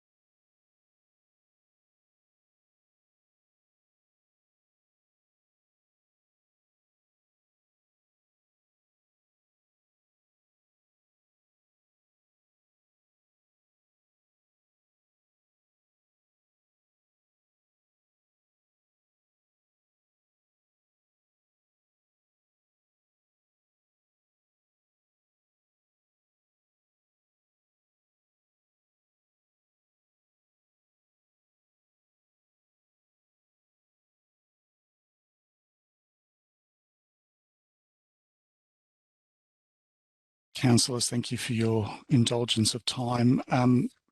So just before we move to debate on this item, I'm going to just ask Councillor Park, as the mover of this motion, and Councillor Stavro a question with regards to whether or not they would be prepared to withdraw this motion we go back to the withdraw the amendment, apologies, withdraw the amendment, go back to the original motion, and I'm going to ask Councillor Galt and Councillor Gillies whether they would be happy to split the original amendment into two parts.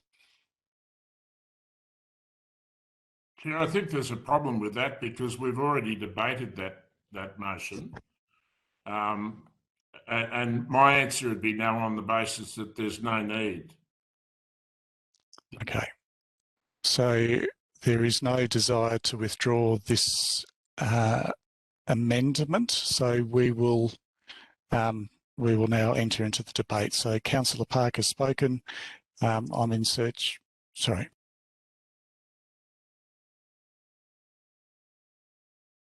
I'm in search of additional speakers on this motion. Councillor Stavrou.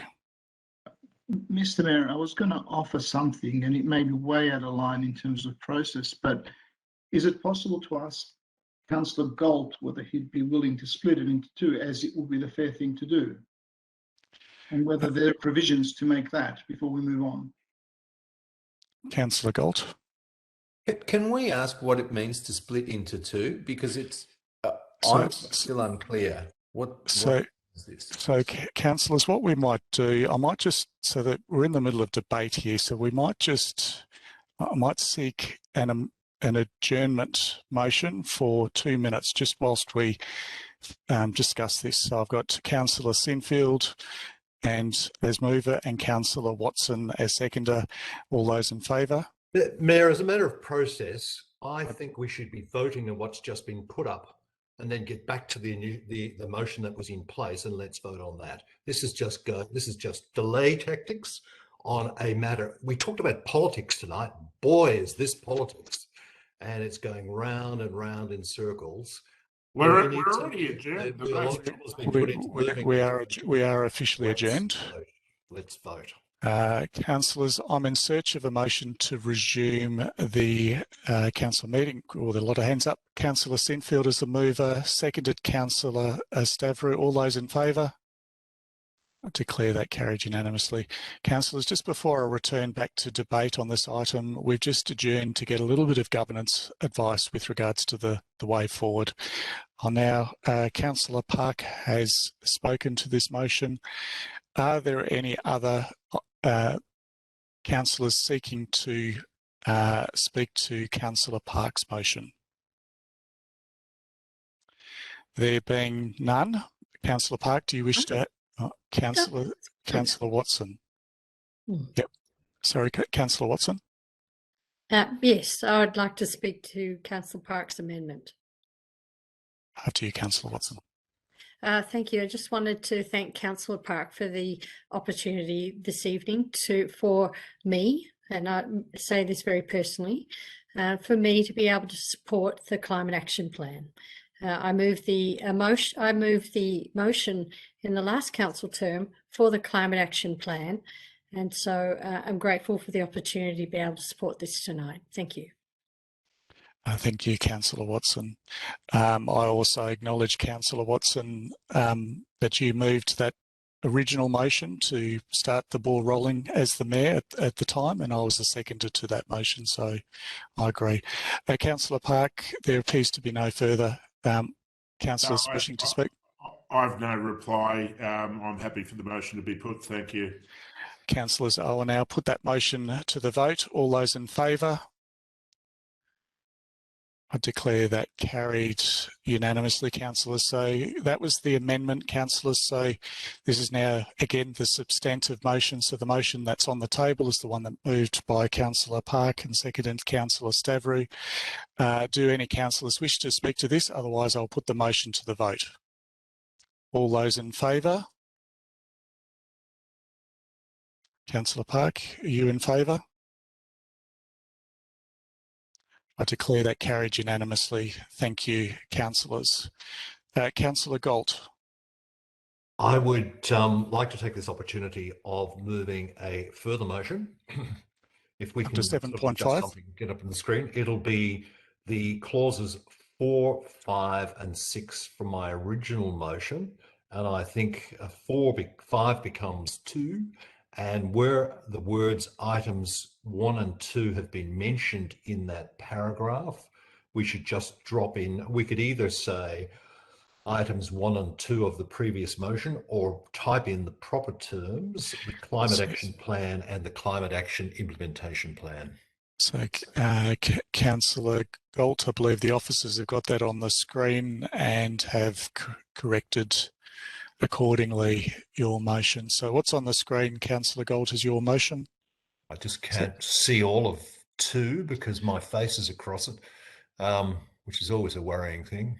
Hang on. Do you want me to read it? Do you want me to read it out? Getting it off to the top. Yeah, climate action, and so. Yep, I'm happy with that. Okay, thank you. So we'll just drop that screen down. Do I have a seconder for that motion? Okay, Councillor Gillies, thank you. Councillor Galt, do you wish to speak to your motion? Look, I'll just do it briefly because I was going to round up my previous comments before, and I will do that now if I can take that opportunity. There's been the word zealot floating around tonight, and I'd wear that quite proudly on my arm, but I'm not. I'm just a very, very concerned human being. I think I've read an awful lot about what we face, and I believe we must make some serious action in the next 10 years. And we need every tool at our disposal to help us get there. It is a huge challenge. When I started getting involved with council, I saw signs in the street every time I went for my walks in the morning. I still see those calling for a declaration of a climate emergency. I heard from many, many people as I was considering standing for council and getting to know people on their passion about both the Climate Action Plan and declaration of a climate emergency. I was an observer through the debate on the Climate Action Plan and the surveys and the community plan, and heard many people through our community, individuals, groups, etc., support the way those things were heading. And I get dozens of emails every week supporting them. And I've also heard the passion of many of my fellow colleagues I'm delighted tonight we're supporting the Climate Action Plan, but I also am really humbled by the passion that others showed for declaring a climate emergency as well. So I think absolutely the putting in place of the Climate Action Plan and the Implementation Plan will demonstrate to our community how serious the council is. But I just believe that the declaration of a climate emergency is another tool in our kit and a very, very powerful one, and I commend that tonight. Thank you, Councillor Galt. I've got another speaker, Councillor Hollingsworth. Thank you, Mr. Mayor. And thank you, Councillor Galt, for putting forward the motion to declare climate emergency. I certainly will be supporting the motion. And why? Because I believe it's incumbent upon us to be the voice of those that have elected us. And I speak on behalf of myself as the Lyndon Ward councillor, so I do not speak on any other councillor. But from my experience within the Lyndon Ward, from when I was first elected in 2016, I've had the privilege to liaise and interact with all sectors of the Lyndon Ward community, including parents of young children, parents of school-aged children, parents that are affiliated with sporting clubs, and teachers, students, representatives of groups that are very much concerned about what we are doing for the environment. What is Boroondara doing for our environment? Concerns about their future, their children's future, their grandchildren's future. So I've listened, I've read, I've learned, I've done a lot of research, and tonight I speak on behalf of the residents that have elected me to be their voice. But before I go any further, what I'd like to do is personally thank Dania Freer, the Director of Places and Spaces, David Shepherd, Manager of Environment and Sustainability in Open Places, Matthew Dixon, Coordinator of Environment Sustainability, and also Nicole White, the Manager of Community Planning and Development, for the work that all have contributed to, first of all, survey residents' responses, collate all the information, develop the climate action plan, go through the draft consultation process, and then have us here tonight with a plan to adopt that has been such a combination of such an extensive amount of work. In saying that, to the declaration is strengthening the climate action plan.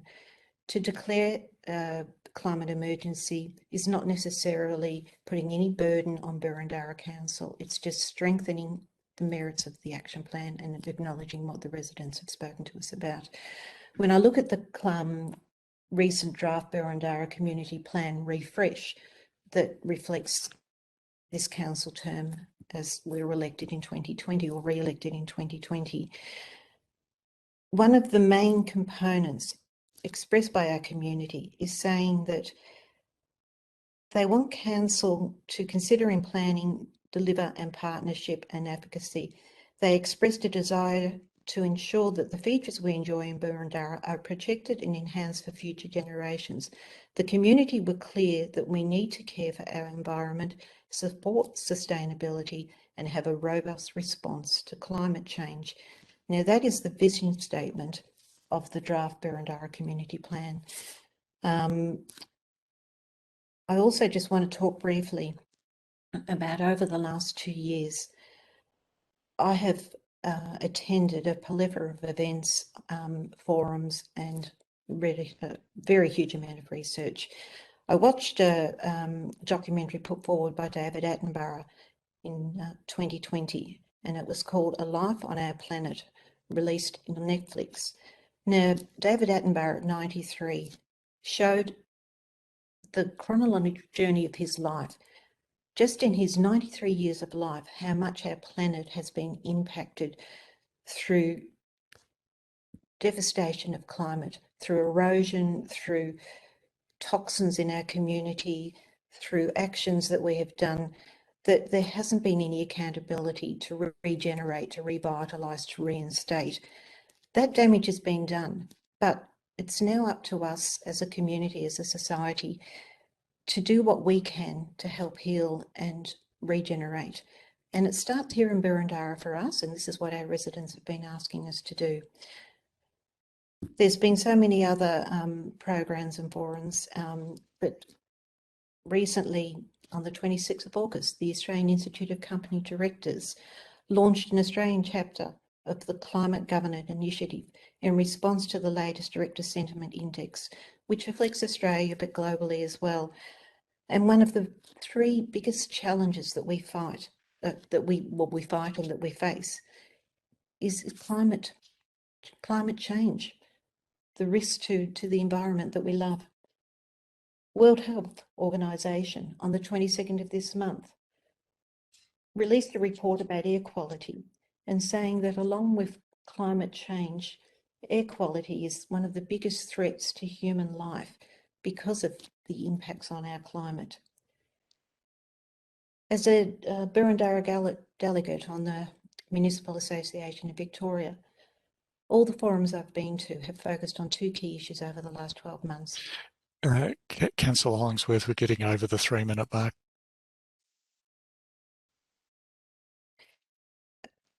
Thank you. I'll leave it there. Thank you. Any other councillors wishing to speak to this item before I move back to the mover? There appears to be none. Councillor Galt. Thank you, Mayor. I think there's been enough discussion tonight. I would be very pleased if we simply move the motion now. Okay, now I'll put the motion to the vote. All those in favour?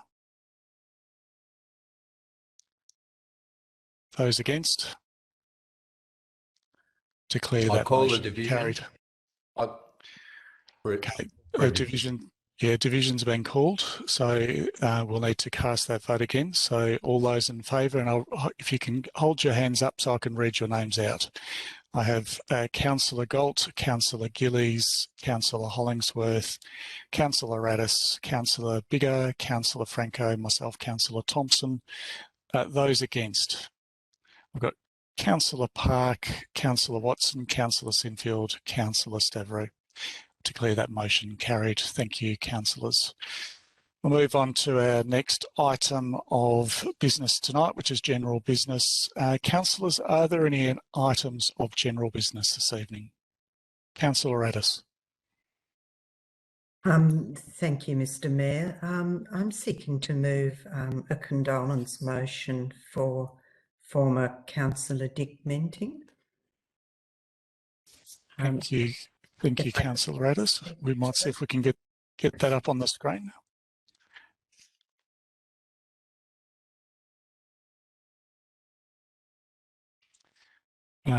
Here is your motion, Councillor Addis. Thank you very much. And if I could get a seconder for you. Thank you, Councillor Park. Thank you. So what we might do, because I know the motion was on the screen, but I'll let you speak to your motion. Thank you very much. So colleagues, it's with sadness that I acknowledge the recent passing of Dick Menting. Dick Menting was the former councillor for Malling Ward, the ward I now represent, and he was the councillor between 2004 until 2012. And he was a resident of Malling Ward and a good friend to many of us. As a contributor to the community, local sport was Dick's passion, and he was proud to see sponsorships and grants provided to local clubs for things like scoreboards, club rooms, facilities and equipment. He also felt great satisfaction in providing grants to schools, the arts, disability services and community welfare organisations to support those vulnerable in our community. When the Commonwealth Bank closed their branch in Malling Road and left the precinct without a bank, Dick was a driving force behind the establishment of the first two community bank branches in Canterbury and Surrey Hills, and later the opening of the Ashburton and Balwyn branches. He was passionate about community banking and remained a director on the board until his passing. Dick was a member of Rotary and a loyal participant in the community, having dedicated much of the last 20 years of his life to his community. He was also a dedicated family man, and on behalf of my colleagues and the Burundara community, our deepest condolences to the Menting family, to his wife Margaret, his 3 children and other family members. And I'd now like to move the condolence motion that was up on the screen. Thank you. And we've got a second to Councillor Park. Do any other councillors wish to speak on this item? There appears not. So, Councillor Addis, you're happy for that motion to be put to the vote?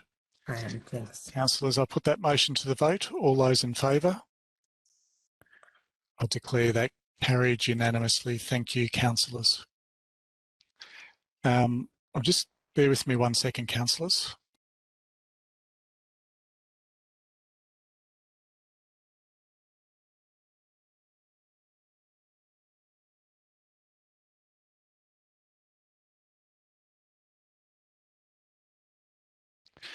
So, councillors, I'm just going to put forward a procedural motion to extend the council meeting beyond 11 o'clock until approximately 11:30. I don't think the last item will go that long, but just as an insurance. Moved by Councillor Park, seconded Councillor Bigger. All those in favour? I declare that carried unanimously. Thank you, councillors.